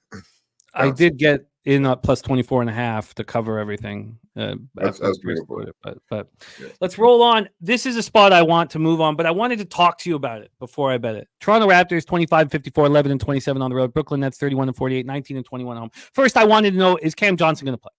So Johnson's in. That's important. And Nick Claxton's probable. That's important. So that was very, very crucial information that I wanted to have. Now we have it. Toronto 2-3 over their past 5, playing at the fastest pace in the NBA. It's horrific. It's the worst basketball I've ever seen. Like they're flying up and down the court. Kelly had a game last night though with your boy RJ. RJ actually played pretty well last night. He wasn't both of them did. Yeah. And they still lose by 20. Yeah. 46.4 from the field, 31.3 from 3. It's as ugly as can be. It really is bad. Then we have Brooklyn Nets, 15th fastest pace in the league, 99.2 possessions game, 2-3 over the past 5, shooting the ball poorly, 44.7 from the field and 34.4 from 3. Raptors coming on second half back-to-back after losing 140-123 last night at home to the Pacers, and the Nets coming off that horrific 107-77 loss at home to Sacramento on Sunday. So usually, and this is important for New York teams, I don't like the last game of a homestand. This is game 4 game homestand, but they don't travel tomorrow. They play the Knicks at MSG on Friday. So we can throw it's basically like it's not a 6-game homestand, but you could consider it because there's no travel. So I wanted to know that these guys were in, and I was curious to see what market move would happen. And then I have a question. So this got up to 11.5, this back to 10.5. I didn't realize it had gone to 11.5. I did not know that. I could have got in at -10 this morning, but it opened up. It was never 10. Wow, it was never 10 at Pinnacle. I didn't know that. Let me just go over and see what it is right now at 365, because I could have got 10 this morning, and right now it's 11.5. So we'll have to wait and see if the books follow this move, and I hope that they do. And then, Mike, let's just go over the total, and then I'll ask the question here. This total is sitting right now at 221.5. It opened up at 221. It got up to 222.5, but it's back. And then from a cash flow standpoint here, we have 73% of the tickets on the Raptors. We have 78% of the tickets on the over. We have no cash flow on either. So is IQ the best player on the floor? And if he is the best player on the floor, would you want the Brooklyn Nets at double digits at home? Because I would like to take the Brooklyn Nets first half and full game. Take it away for us here, Dutchie. Raptors, Nets. Oh, to answer your question, no, I don't believe he is. I think Mikal Bridges is a better ball player than him. I think Cam Thomas is a better offensive talent than him, but not better ball player. But definitely, he's a third more. I would give Cam Thomas the most offensive talented player on the court offensively. That boy can play. Now Mikal Bridges is nice offensively, and he's elite defensively. So I would say he's the best player on the court. But I see you guys are happy with IQ, and this guy's confident. I like his confidence. I definitely like that. But this game to me screams Brooklyn. Brooklyn Nets are not a team that I see laying 10 points with. I'm just going to be real. But Toronto, they gave all they had that first half last night, first quarter, first half against Indiana. And then reality set in. I mean, you had Kelly Olynyk go 6 for 7 from the field, 20 points. I mean, the motherfucker missed one shot. As Jimmy said, they still lose by 20. RJ Barrett looked like back at Duke, and they're just not good enough. They're just not good enough. Now you look at Brooklyn, they got guys that can put the ball in the bucket. You're going to get 100, 110 out of Claxton. And, they've had 2 days rest, not to mention off a 30-point ass whooping. So all signs to me point to Brooklyn. It's just a matter of getting to the window, laying 10 points with the team in the Brooklyn Nets that probably haven't been a 10-point favorite all year long. Well, Troy says betting teams nothing to play for. I mean, can we truly define an edge? And the Raptors are the worst basketball team I've seen in the NBA. I mean, I'm sure that you could show me a team from 35 years ago that's worse. But I can't believe how bad they are. Like, it's astonishing. And now IQ will be in the lineup. And look, there's some hope. Scotty Barnes is the real deal, and IQ, is going to get the run. Like, we're excited about next year. Saturated says over, and Mally Mal thinking over as well. And I get that, but I want to fade Brooklyn so badly. Fade Toronto so badly. And maybe I'm sort of betting with my heart or my gut rather than my head. But Brooklyn just lost by 30. Right. What about team total for Brooklyn? Would you be maybe that more than, because I know Toronto can't stop nobody. Nobody. So I mean that might be more comfortable than laying the 10, or you find it early, but then you take out of the aspect of them playing in back-to-back situation. And last night, look what happened. You took them early and full. I lost money. Money. I took them I got it back with the live bet, so I guess I broke even or lost a tiny bit of vig. But if you give Toronto enough time, you fade them, they'll get you paid. They'll find a way to get their ass whooped. You just gotta give them enough time. I just think the loss by 30 points is the edge. Like Troy saying, where's the edge? Tatiana looking at the over 222. Yes. Maybe it's the over is, okay. I'm betting the Brooklyn Nets first half and full game, but I want it to come down. Clearly, I'm not going to take the 11.5 when Pinnacle just moved it back 10.5. So I'll be patient here. But it's going to be Nets first half and full game for me. And IQ could hurt me. And look, I'm going to challenge the Raptors here. I think they're a horrific basketball team. Anything for you here? We want to move on, Dutch? I'm good, Jim. Okay. Strong. If I had to bet this, it would be team total over Brooklyn. That's team total over. Okay. But I agree with you. I like Brooklyn here. It's just too big of a number for me. Well, maybe it's another triple up spot here. Okay. Let's roll on to the next spot on the board. 7:30 p.m. Eastern with the Dallas Mavericks, 49-30, 24-15 on the road at Miami Heat, 44-35, 20-18 at home. Kasaya. I don't know how to say it. Center in Miami, Florida. Dallas 4-1 over their past 5. Playing very good basketball. Not playing down to the level of their competition. Fourth fastest pace in the league over the last 5 games, 21.98 possessions a game. Shooting 47.9 from the field and 36.3 from 3. Miami 3-2 over the past 5, playing at 28th fastest pace, 95.42 possessions a game, 46.6 from the field and 36.5 from 3 over that stretch. The best thing, and I was telling this to my wife, the best thing about having a 42 game card, which she just thinks is that I shouldn't be doing and all that stuff or whatever, is that you have a 25 game card and you're like fresh as a daisy. This is nothing. Both teams on the second half of back-to-back. Mavericks come in off winning 130-104 last night at Charlotte. They look very good. But this is their third game in 4 nights. It's not the Heat's third game in 4 nights. They come off winning 117-111 in double overtime last night at Atlanta. Double overtime is not easy for a back-to-back. So both teams in difficult situations here. We have Miami, the total, at 214, opened up at 215, a 1-point move to the under. We have Dallas right now sitting at -1. They opened up at -6. So obviously we'll get to the bottom of that here with who is in the lineup. And we don't, so I don't have any information on anybody being out except Cleaver being game time and Lively being out. So I guess it's gone from -6 to -1. I mean, I don't know why it was -6 in the first place. Is that a misprint? Yeah, I didn't never seen that. It got up to -6.5 at 6:30 in the morning. Let me switch books. That's at Pinnacle. Bet online, same exact thing. This at midnight, the Dallas Mavericks were -6.5.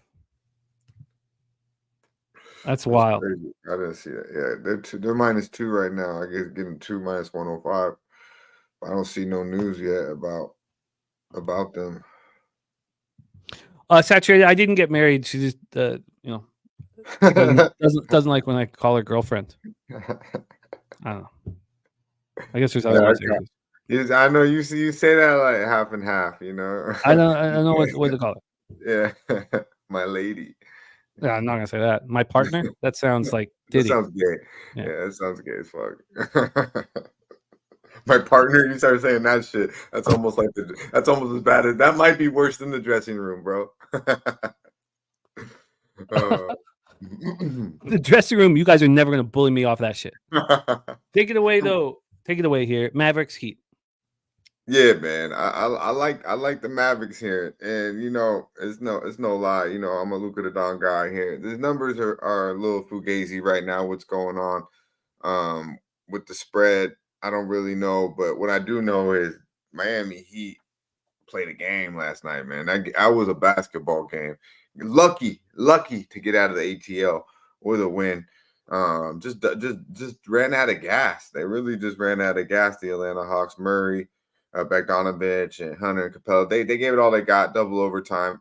I watched the entire fucking fourth quarter in double overtime. It was a competitive basketball game, and Atlanta just ran out of gas. And Miami really had no legs at the end of it either. Shout out to Hero, dropped 33. Jimmy gets the calls when he needs it, man. He misses a lot of shots, but he gets the calls when he needs them, gets to the line, makes a lot of missed some key free throws is why they had to go to overtime, but then got it done when it mattered. So I don't know. I think Luka plays here. If he doesn't, I really like what I'm seeing out of Kyrie, man. The best thing going in the NBA right now is the Luka Kai show. I mean, it really is Luka the motherfucking Don and Uncle Drew. Just tune in. Just tune the fuck in, because it's a beautiful thing watching these boys play. They got PJ Washington out there playing. Off game yesterday. Look for him to have a big game tonight. Off game yesterday. Went back to Charlotte. Kind of a little bit of little butterflies for the guy, but played big the other day. Had 32. Been a nice fit. They're locking in on the D. And they're deep too. So you talked about them being tired, or could be tired, not the best situation. They're a deep basketball team, but most importantly, they got the closers, man, and they got the best one, and they got the best thing going. And Luka the motherfucking Don off another 39-point triple double. Miami is a very, very tired basketball team. We will see them legs dead as fuck in the third quarter tonight. There's one tired team in this between these boys. They were on cruise control yesterday, Dallas against Charlotte. It was cruise control. Luka didn't even play defense. He just stood around, and then every time he got the ball, did whatever the fuck he wanted to. Kyrie, same goddamn thing. I like the Mavericks here. You can get 2 right now, -1.5. It's good money. 65% of the tickets, 95% of the cash right now on the Mavericks on the spread. 81% of tickets, 78% of cash on the Mavericks money line. This one is it's fishy. Let's go to this spread here. I'm at this point, I'm not doing anything. I want this market to kind of mature and kind of follow it a little longer. But let me just refresh this and see if I can get you a better line. I think there's still some ones out there. We'll see 65. Like, that's not. I mean, 65% of the tickets, right? Yeah, it's not the ticket that I don't mind that count. It's just 95% of the cash. Yeah, that. It's just their game in 4 nights. It's. So right now I can get you -1 at -110. Let's do it. That's available right now at William Hill. So -1, -110 on the Mavs. People are gonna like the Heat here too. I know it. So I don't think everyone's gonna be on the Mavericks. A lot of people, I think, might overthink this and be on the Heat tonight. I've seen it in the chat. Actually, I've seen a lot of Heat love in the chat. BJ says books don't give out free money. Yeah, man. I mean, that's true. But I watched that game last night. There was one team that played last night, and it wasn't the Dallas Mavericks. They was in cruise control. A team that went to double overtime in Atlanta and still had to travel back to the crib was the Miami Heat. So I like, as long as Luka and the boys suit up, I'm comfortable with this play. Ron Crawford with you on the Mavs money line. Tori Coker on the other side. Let's move on. And we move on to the spreadsheet play of the day. It is the Orlando Magic for Ron Crawford. That's next up. Orlando Magic at Milwaukee Bucks. Ron Crawford on the Orlando Magic.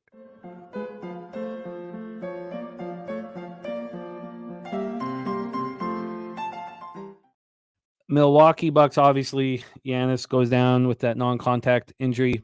And such a strange basketball game last night, but whatever. The Bucks got the win I mean, I've never seen this in my life. 2 600 teams in any sport. 2 600 teams going for the division crown. And I know it means nothing in the NBA to win the division. I mean, you put up a banner, but it doesn't mean anything. You don't get any buys or any higher seed. Lose like this, like the Bucks and Cavs have been losing. It's uncanny. Right now, the Bucks have a 2-game lead on the Cavs. They went 2-2 in the regular season against each other. They have a 2.5 game lead on the Pacers. Cavs play the Pacers on Friday night. And I need this division win for the Bucks at plus 275. Doug also on Orlando Magic -1. By the way, Ross Pitts is on the Mavericks. And Tori Coker says Bucks also is a great bet. It's time. So the last time Giannis was out of the lineup was against the Raptors. And Troy brought it up in the chat earlier, and I took a bath. I had Bucks first half and full game. Raptors went outright. I thought with no Giannis, these guys were going to step up and come to play. They did not do that. Right. They did not do that. Saturated says, I think this is a Bucks spot. And then we have our Magic futures that are somewhat, hanging perilously because of the loss the Magic had last night and the Heat winning. If the Heat win again tonight and the Magic lose again, now it's up for grabs. Now, I believe the Magic have the tiebreaker. Take a look at the line history here for this one. We have, where is it? Here we go. We have Milwaukee +1 at -102. They opened up -1, so Magic have gone from dog to favorite, regardless of how slight it is. That's what's happened. From a total standpoint here, we have it sitting at 215. This opened up at 216. So a 1 point move to the under. Orlando playing at 26th fastest pace, 96.1 possessions a game. Or Milwaukee playing 21st fastest pace, 96.8 possessions a game. Both teams slowing down. Both teams shooting poorly. Orlando 46.9 from the field and 31.9 from 3 over that stretch. And Milwaukee 45.1 and 34.3 as well over that stretch. BJ says Magic and Nuggets are very public. Both games recommend staying away. Sean Pulliam says Milwaukee or nothing. And Astute Chaos says Bucks are heartless because of Glenn, regardless of who suits up. Chase J looking at Lillard for 40 or more at +950. And I like that, Justin. I like that. So we got to run back here. Herrera with a moonshot. Saturated says Glenn must be pleading with his players to get their shit together. Would love to hear the pregame locker room speeches. Slow Jam says Giannis wants no part of Embiid. They tank this one tonight. So let's take a look at the cash flow. We've looked at the total and the spread. From a cash flow standpoint here, we have 52% of the tickets on the Bucks on the spread. But 10% of the tickets are on the Bucks on the money line. Troy says when they're these small numbers that it's the money line that moves the market, not the spread bets. And here we have 90% of money line bets on the Orlando Magic. Then, of course, Giannis going to be out, and Middleton's a game time decision. You'd think that with Giannis out, that Middleton would know that it's probably important to go, and he will not be playing tonight because of rest. Can anyone confirm that? So they're saying that he won't be in the lineup. He's not out. That's Middleton? Yeah, I'd love if anyone could get us some help. Justin says, does Middleton play back-to-backs? He hasn't been, and I guess he's not going to here. And then we got issues for Orlando. Is Wagner questionable to play? He couldn't play last night. He hurt his ankle on Sunday. We know what a big part Franz is of this basketball team. And then you have Markelle Fultz. Fultzy with a knee injury. He's questionable. And I doubt he plays. So we're probably going to see Fultz out and Anthony Black and Cole Anthony running things. Hopefully Cole Anthony isn't wearing Timberlands. Both teams on the second half of back-to-back and playing their third game in 4 nights. Magic coming off that second loss in 3 games, 118-106 at Houston last night. And the Bucks, of course, come in off that 104-91 victory at home versus Boston. And Justin McKelvey says 90% Middleton's not going to play. Take it away for us here, Dutch. Fascinating one, Magic Bucks. Yeah, man. I think this is a tough-ass game. Honestly, I wanted to be on Milwaukee here, and I start thinking about it. I'm like, do I really trust Milwaukee in this situation? I was on them last night, happy to cash. But I haven't cashed on Milwaukee too often of late. They've kind of let me down a couple of times. Now, they have been big bro, little bro type shit against the Orlando Magic. Beat them 9 out of the last 10 times. Did get smacked by them by 15 mid-November, and then handle business against them. Beat them by 4 at home there here in December. So they're 1-1 this year, split the season. But other than that, Milwaukee has beat these boys up and down. Big win for them last night, though. You know, they will lose 4 straight. Beantown comes in, Boston, Jaylen Brown, Jason Tatum. They didn't have KP or Al Horford, but they had the 2 guys that Milwaukee really cares about, and that's JB and JT. And, of course, Drew Holiday out there. It was a good game. Celtics made their run back, but, it was just too much for Milwaukee. Just Milwaukee's 3-pointers was just on another level last night. I don't know if they can put that in back-to-back situations. Already know Middleton, who played huge last night, had probably his best I've seen Middleton look in a long time was last night. After Giannis went out, he took over. It wasn't Dame, it was Middleton, which we've seen, in that championship run. Middleton offensively can be the guy. Haven't seen that in quite some time. So without him, I think they'll miss him tonight. Bobby Portis will be key. If you like Milwaukee, I probably just look Bobby Portis' way. Dame time will obviously have to load the fuck up. But I think you can make a case for both sides here. But Orlando's beat the shit too, Jim. So I want to go to the window with Milwaukee. They just let me down too many times. I think I'm just going to go ahead and take my winnings from them last night and let these boys regroup and get healthy. And I do think Milwaukee can be a bet-on team here coming forward. As long as Giannis is okay, I do think, they're bigger and stronger than a lot of basketball teams, and they got an awful lot more talent than a lot of teams. So as long as Glenn doesn't fuck the shit up, we should be able to see some value out of Milwaukee here, because they've been pretty suspect of late. Well, they're going to be cheap. Yeah. We're going to get to the playoffs. They're going to be the cheapest we've seen them. That's since what I mean. Exactly. They come up. Yeah. Wow. Okay. I need to figure some more stuff out, because I want to be on the Bucks here, though. I do. I might even get there, but Dame time hasn't been Dame time for me. If I've seen Dame time be more like him, I'd be like, yeah, okay, no worries. But now it's pretty much got to be all Dame time tonight.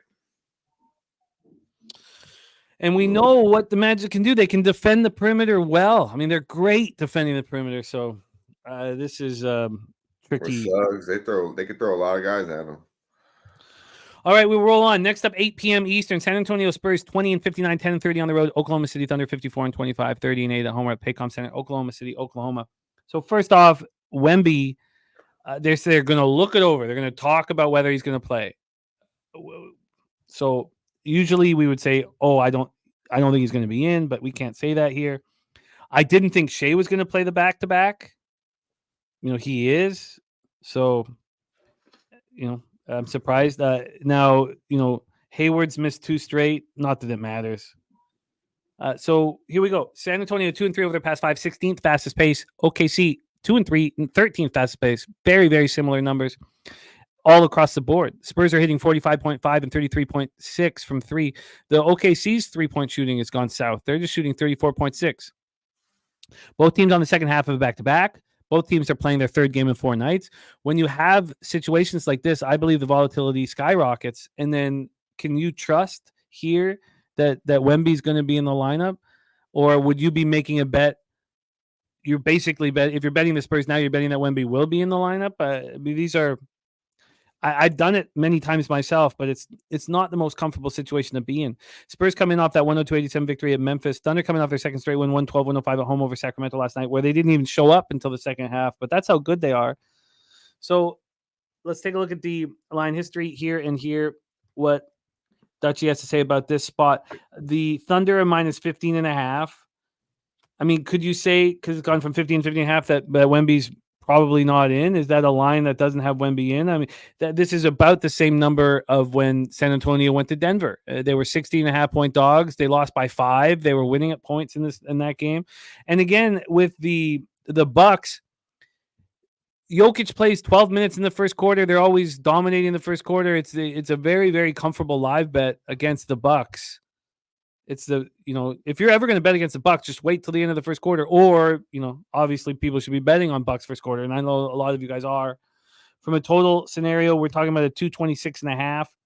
This opened up at 226.5, went down to 225.5, got back up to 226.5. Is that another sign that Wemby might be in? Stute says, is Shea going to have limited minutes? Yeah. I think I'd be shocked for him to play more than 30 minutes or 29 minutes. I wouldn't expect that. We have 61% of the tickets, 50% of cash on the over, and that's the only information we're getting. That's it. Nothing on the spread. Take it away for us here, Dutch. Spurs, Thunder. Yeah, man. I think if you're gonna go to the window with this one, it's got to be San Antonio. Not really into betting San Antonio, but I thought maybe you'd kind of look at this one, Jim. But yeah, I just think, man, the numbers are pretty impressive for San Antonio. They're 8-2. They've covered, they're 8, last 10 on the road. They've covered 8 of the last 10, 7-3 overall against the number. And you look at OKC, they've been suspect of late. They did handle big business last night in a big Sacramento game. Sacramento was up the whole damn time, and then OKC found a way to just, put them away. But they're 3-5 against the number last 8 at the house. Have 3-7 against the number last 10 overall.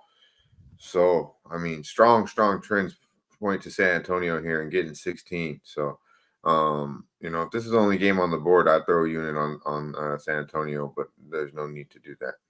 So do you expect Wemby to be in the lineup? I mean, the number says he's not, but I don't see why this dude wouldn't play. It's against Chet. They played already twice. They love. I've seen him play. He loves going against this dude. So, but it's a numbers game. It's more of a numbers thing regardless who's in the lineup. To be quite honest with you, Jim. But obviously, if you're betting San Antonio, it'd be nice to see Wemby out there. But going against Chet, I would expect him to play. But who knows with these guys, man? Who fucking knows? It's so annoying that we don't know. So this is that time of year, though. You need to make sure that you got all your ducks in a row. You don't want to show up to the game and see, one of the stars not in the lineup. We move on. 10 p.m. Eastern. Minnesota Timberwolves 55-24, 26-14 on the road. The Denver Nuggets 55-24, 32-8 at home at Ball Arena in Denver, Colorado. Both teams 4-1 over their past 5, but the Wolves had to push and had to go off for them to come back in this one. And come on, get it for me. Let's go. So this is their third game in 4 nights for the Wolves. The Nuggets come in off a 111-95 victory at Utah last night. So here we go. Let's set this one up here. We have Denver sitting at -5.5. At this point, it's just Gordon is the game time decision. At this point, he didn't play last night, which we said he wasn't going to play. Right. Maybe the foot injury is real and it's not a rest situation. I don't have the information on that one. So we open up at 6, now at 5.5. A half-point move towards the underdog Timberwolves. And then from a total side of things, we're sitting with a 212 -107. This opened up at 213. We have a 1-point move to the under. And then when we get to the cash flow for this one, we have some information. And that's that 60% of the tickets and 98% of the cash are on the Denver Nuggets. And lines moved a half point away from them. 53% of tickets on the over. Take it away for us here, Dutch. Timberwolves, Nuggets. Yeah, man. I like the Nuggets here. This is a revenge mode here. They came in there real recently, actually. When was it? March 29th, and beat them as a 3-point dog. Minnesota goes into Denver and just got them by 13, 111-98. Held them 98 points at the crib. Now, keep in mind, you're talking about a team that's 32-8 at the house. So you're telling me Minnesota's going to go in there and do this again?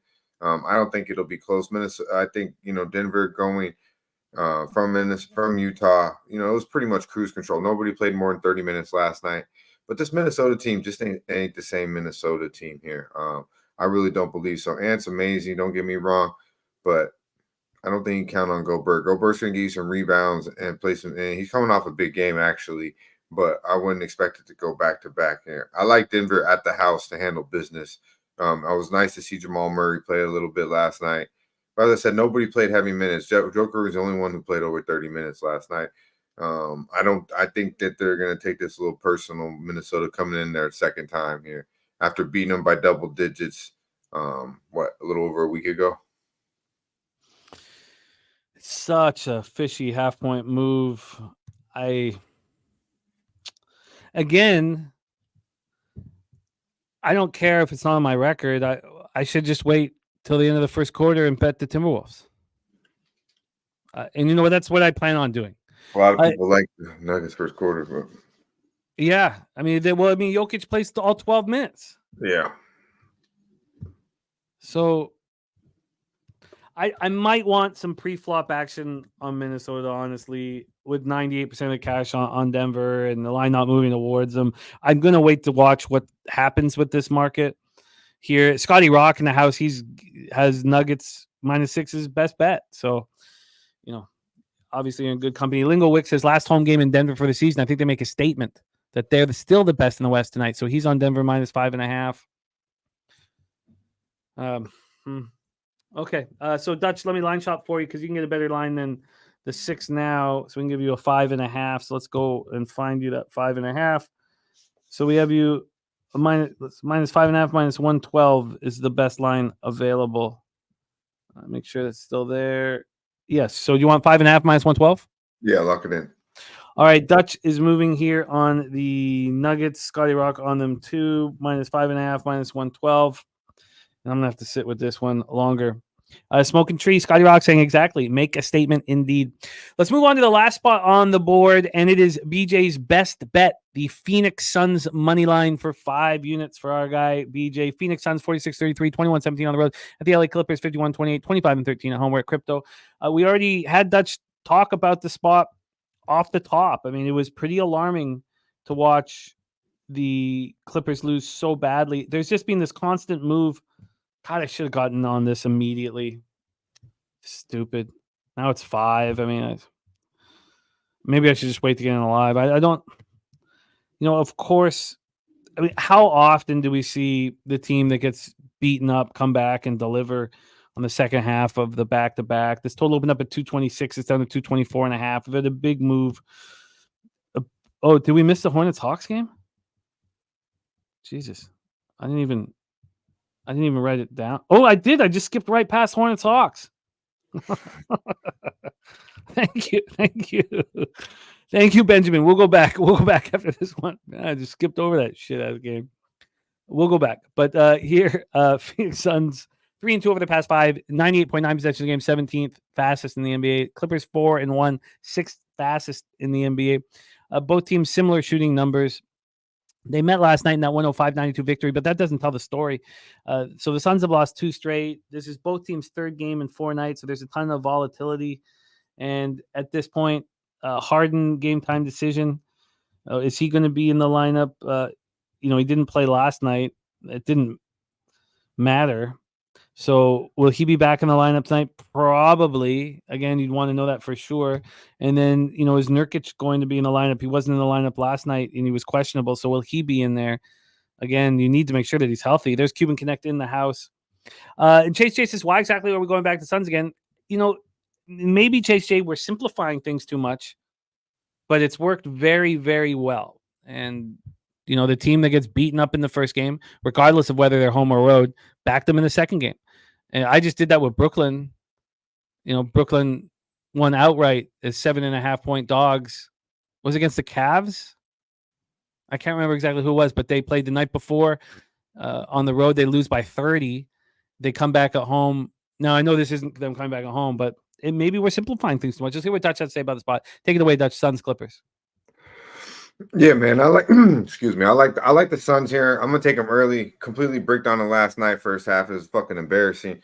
But we're gonna bite back to the window. You miss a good bet, you gotta bet it again, and that's what we're doing with the Phoenix Suns here. First half. If they don't come out ready to rock and roll this quarter, the first half, I don't think they will for full game. I like the full game play as well. I just think first half, is good money, man. I really do. 10 points at the end of one last night, 10 fucking points at the end of the first quarter here. First quarter bettors out there, I'm sure I would endorse it because I expect the Suns to come out extremely hot, shot putrid from the floor, putrid from the 3-point line, just disgusting. Like they didn't even play. Speaking of not playing, I didn't even realize Devin Booker was playing basketball. His ass was 1 for 11, 12 points, 10 of 11 from the free throw line. Was the only really thing he looked good at was standing at the fucking free throw line where no one was guarding him. Other than that, he looked like a bum. Expect for him to bounce back in a big way tonight.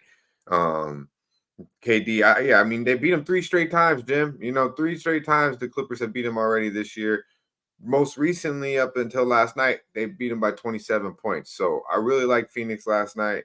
I thought it was a clear spot. I mean, if you liked them last night, you have to like them tonight. So I gotta expect the Suns to show up here. I'm expecting KD, Devin Booker, and Bradley Beal to do it. I would love to see Nurkic out there. Nurkic is huge for this team, so I'm really would like to see him out there. And I think if he's not, it could hurt over 4 quarters. But either way, first half, Phoenix Suns, it's good money. So you're just gonna focus on the first half? Yes, sir. Okay. All right, let's line shop. I mean, it makes perfect sense, but I can't have how bad do the Suns need this game? They have 3 games left. They're a game back of the Pelicanos. I mean, it looks like they're going to be in the playing game. I can't count on this team. It's a nice spot for them.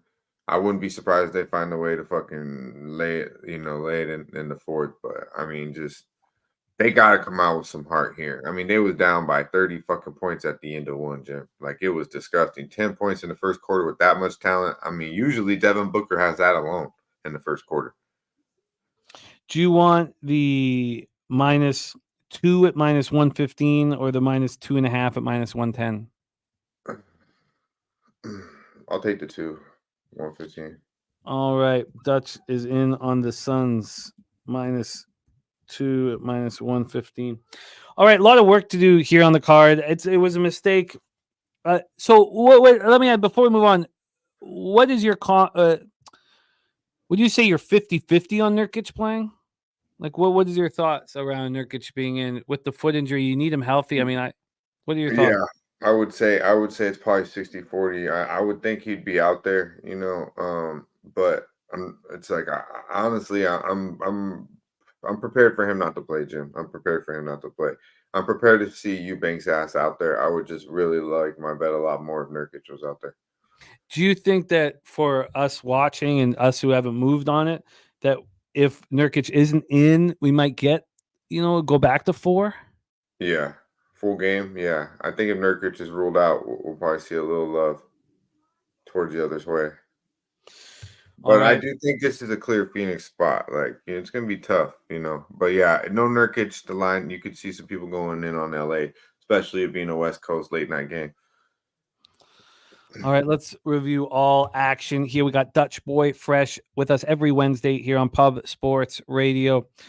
Grizzlies, Cavs, no action. And we didn't cap the Hornets Hawks game. Thank you, Jose. Sorry. So Charlotte Hornets 19-68 and 30 on the road. Atlanta Hawks 36-43, 21-19 at home at State Farm.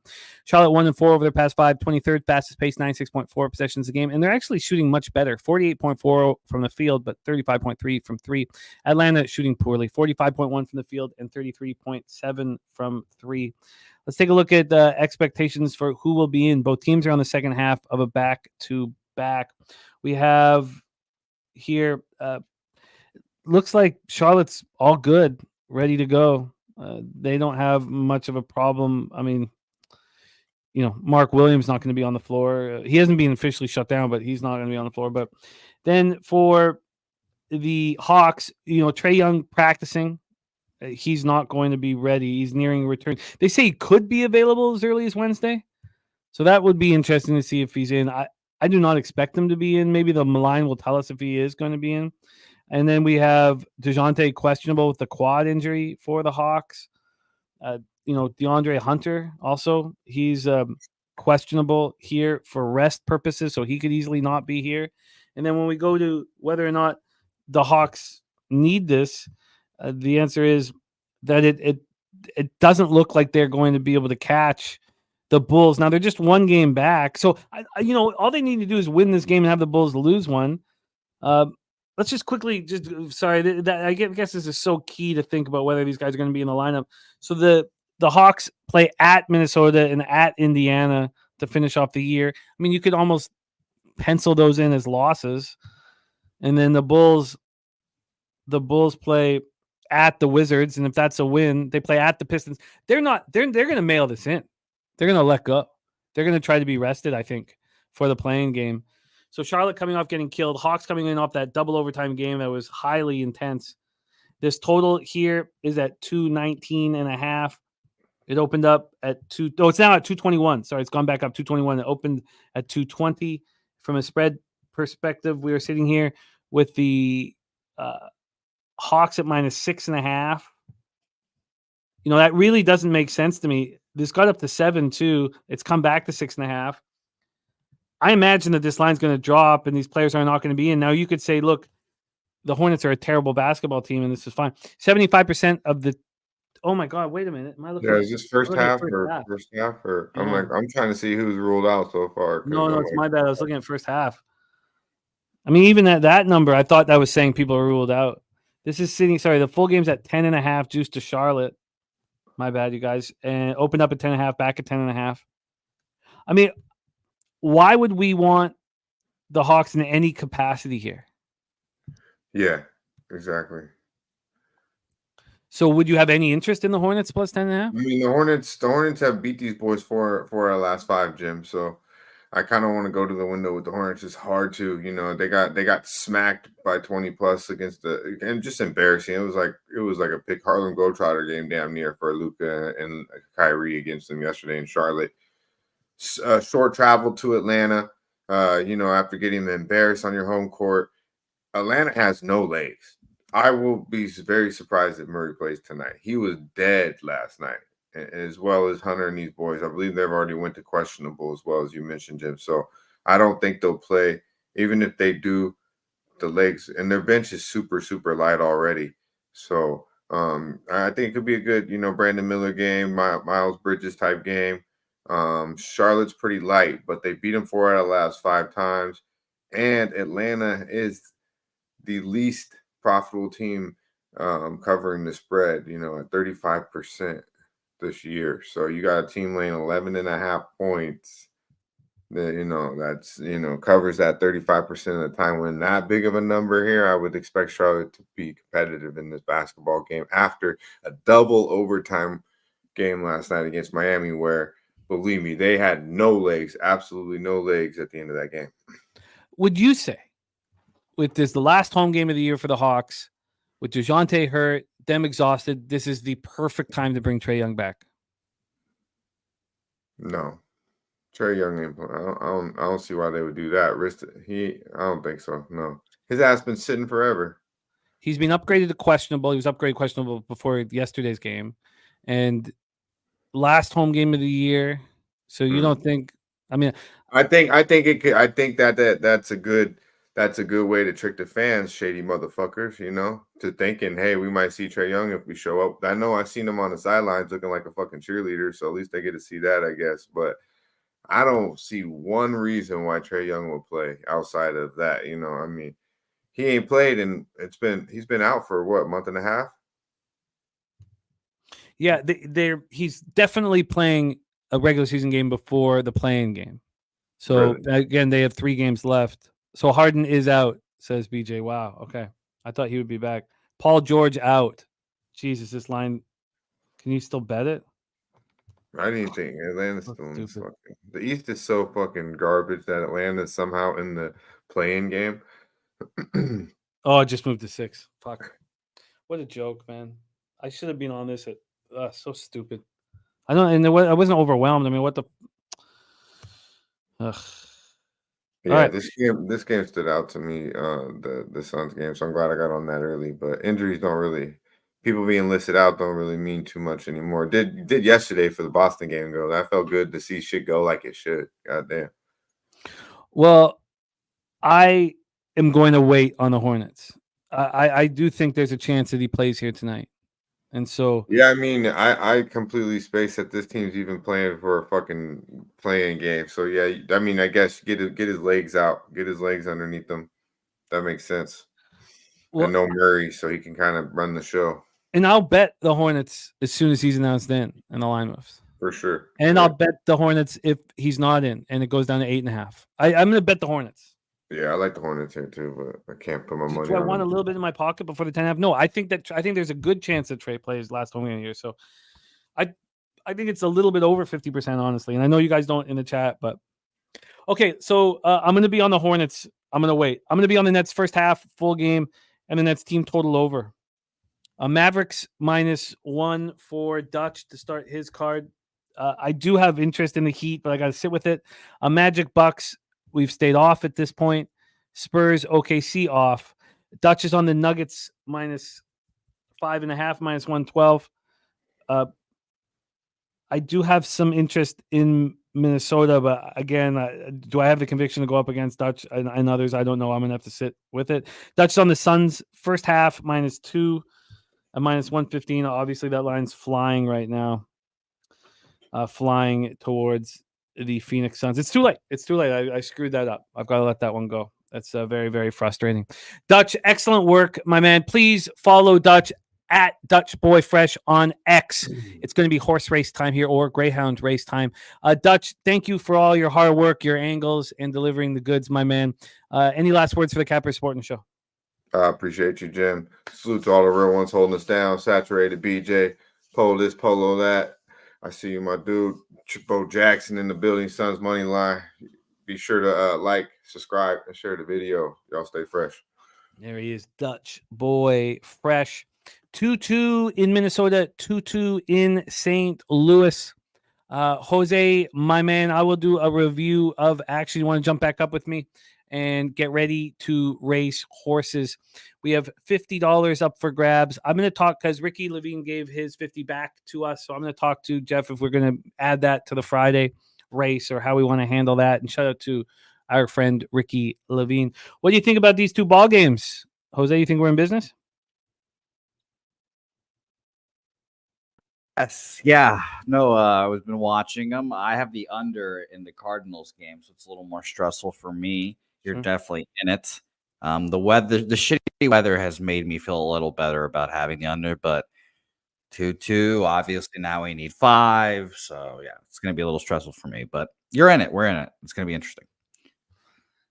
Yeah. It's both games. We are in it 2-2 in both spots here. You want to get the horse race up and Adam, and I will review all action. That's what here. I'm doing currently. Let's do Greyhound. Yeah. That's what I'm doing. Greyhounds was a lot of fun.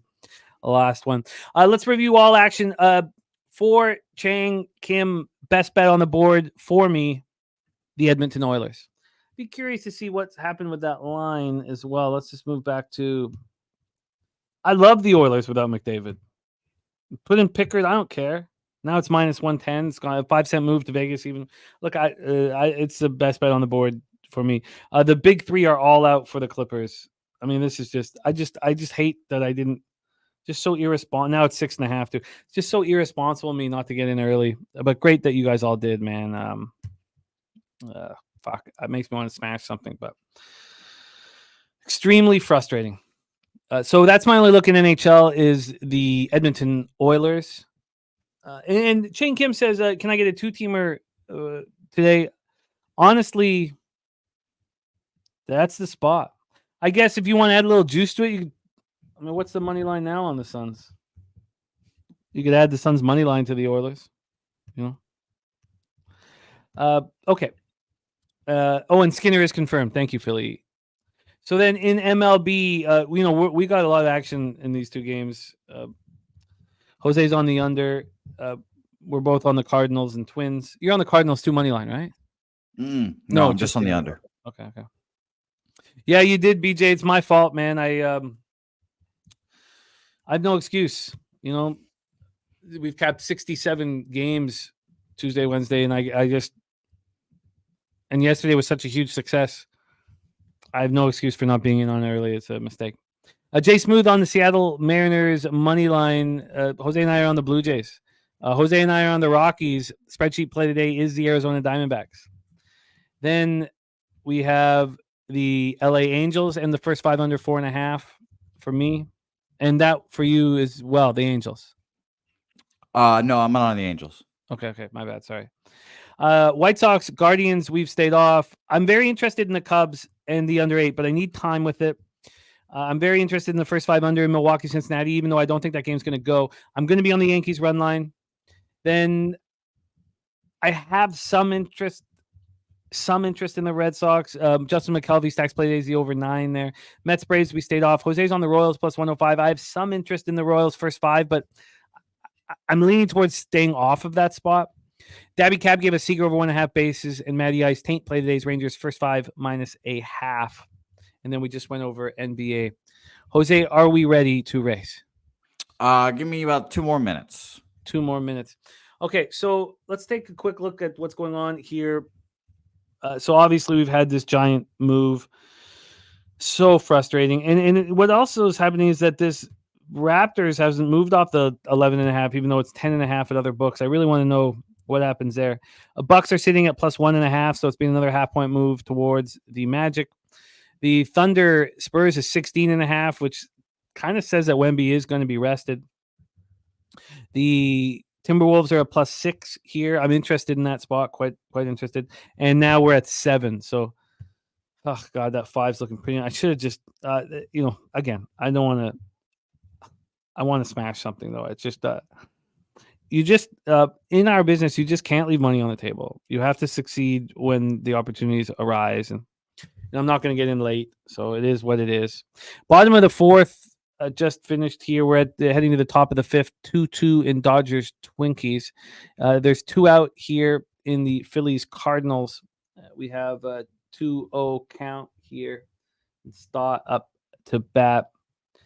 And, there's been a lot of talk about Lance Lynn. I don't think it looks too bad here today. No, I think like I said, the shitty weather is helping him as well. I think in the hotter months, I think he's just gonna melt out there like a fucking popsicle. He handles it fine, man. He's this big boy being around a long time. So you're saying this? Big boy being around a long time. Okay, we are out of the inning, so we are heading towards the bottom of the 4th inning for the Cardinals. Let's go, Lance Lynn. Look how cool, calm, and collected Fatty is, man. I love it.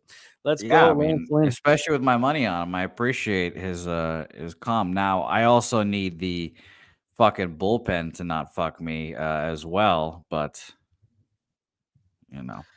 Well, Jose is getting our dog rate, and we got to do it quick because I got to run and get Ella here. Wemby is out. Astute Chaos says Wemby is out. A quick look at tomorrow here. We have a huge NHL card, 5, 6, 7, 8, 9, 10 games. So that will probably take us the first hour. That'll be from 11 to 12 Eastern time. Then in MLB for tomorrow, we are sitting here with, over here quickly, we have a short card, 7 games, but we do have afternoon action, a ton of afternoon action. So that's going to be a lot of fun. Just only 2 night games tomorrow. So we have 7 games in MLB. And then over in the association, we have, so it's not bad. That 42 game card on Tuesday is going to give me nightmares, but we crushed it. We have you did 5 games in NBA. So we have a nice light card tomorrow. All right, let's get this cash. $50 on the line for our Greyhound race. We're going to pop this up on the screen.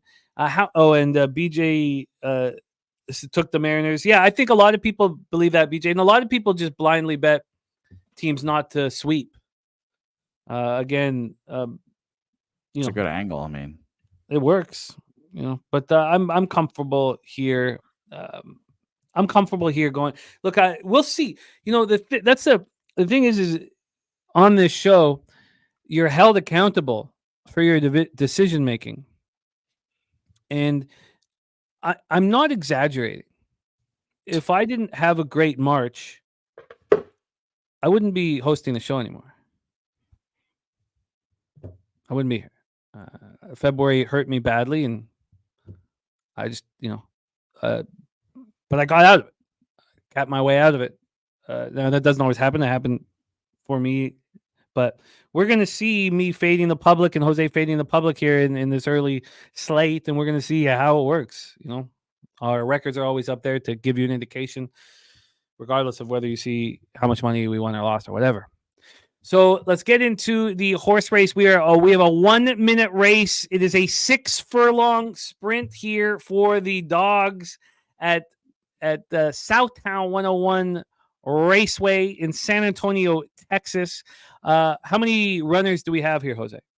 Yeah, it took me a while to get all the hounds in the canals because 67 gold members. Shout out to all the 67 members in here. Shout out to Bo Jackson's dog. His name's Pepsi. It's a beautiful name. That's a beautiful name. But let's get after. We appreciate you guys. Ella has to get picked up, so we are off and racing. We're off and racing here in San Antonio, Texas. The big Ragu out in the league. Oh, and there he goes. There he goes, falling back. Res Mob in the league now. Joey Marinaccio, top set. Ricky Levine, Big T. Justin McKelvey. Battling in here. Yeah, look at Ricky Bobby's horse coming up from the back, making a charge right now. Cheshire Cat in the mix. Julian Cesario, an author, an actor, a handsome man right there. Jimmy, take us home.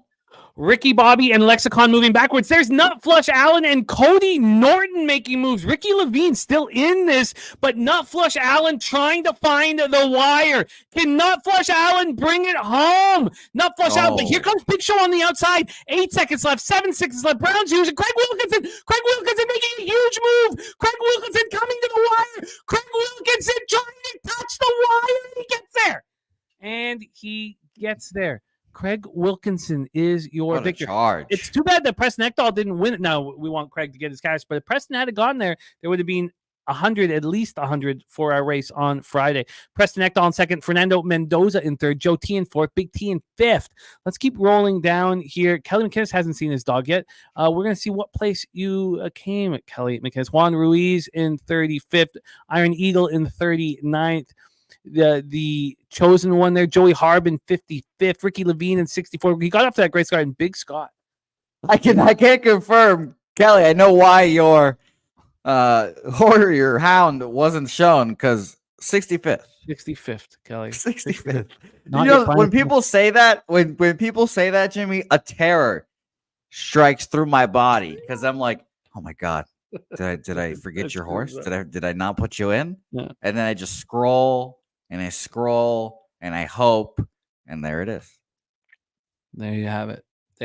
Congratulations, Craig Wilkinson. Thank you so much, all of you gold members. It means a ton to us. We love seeing all the green in the chat as well. It means so much to us. Thank you guys for your support. Kelly McInnes, Oldie, Bo Jackson, Marcus McCarthy, Saturated, Joey Marinaccio, the Dapper Capper.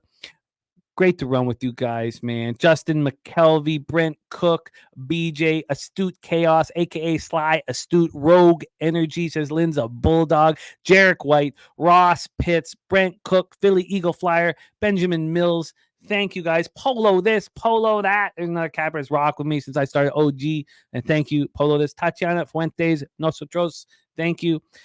Thank you to all you guys. Bankroll, Spence. Thank you guys for your support. Dustin and Jamie H. Slow Jams, Arsenal, Tori Coker, The Sweaty Butcher, Cuban Connect, Chase J. Thank you guys. Smoking Tree, Chrissy Hink. Thank you guys. Now let's go get that cash. We had a great day yesterday. We've had a great run now, about what, 6 weeks of real strong capping, but it has to continue. It has to continue day to day. That's the only way we get our unit size up. We got to keep running like this. Joey Harb, thank you, my man. Jose Bouquet, my friend. It's going to be a sweaty afternoon, man. Yeah, thank God Helga doesn't get home until like 4 or 5 o'clock because, I'm going to be alone in this apartment, just quietly muttering curse words under my breath with my dog here. I'm not. We got to get out of this top of the fifth, man. Runners on the corners with 2 out. We've gone to the bullpen. We're with the Twins? Yeah. Okay. Well, I believe in the bullpen. Is it Griffin Jacks? I didn't see who was available for the who's in there. They haven't. It's a commercial break. We don't know who's coming in. Okay. Well, now that you said it, I have to quickly pull up the Twins bullpen usage for the last few days because I must know is Griffin Jacks. Griffin Jacks threw 21 pitches on Monday, and he had a day off yesterday. Perfect. So we have Jay Jackson, Steven Okert, Cody Funderburk. This is the a game. fucking This name. is such a crucial situation here. My guess is Jay Jackson. Final answer. Oh, it's Please. Funderburk. Oh. Okay, there we go. Funderburk. This is crucial. That's a great name. Shout out to that guy, Cody Funderburk. Yeah, with a K as well. We will see you guys tomorrow. Jose, thank you for everything that you do behind the scenes. The backbone here. Last call pops off at 6 p.m. Eastern. And we have a real nice card for us to attack tomorrow. So let's get to work. Work starts now, man. Thank you all for supporting us. On behalf of all of us at Pub Sports Radio, Jeff Slaughter, Jose Bouquett, and myself, let's go out there and get that cash. Leche, Alos, bookmakers.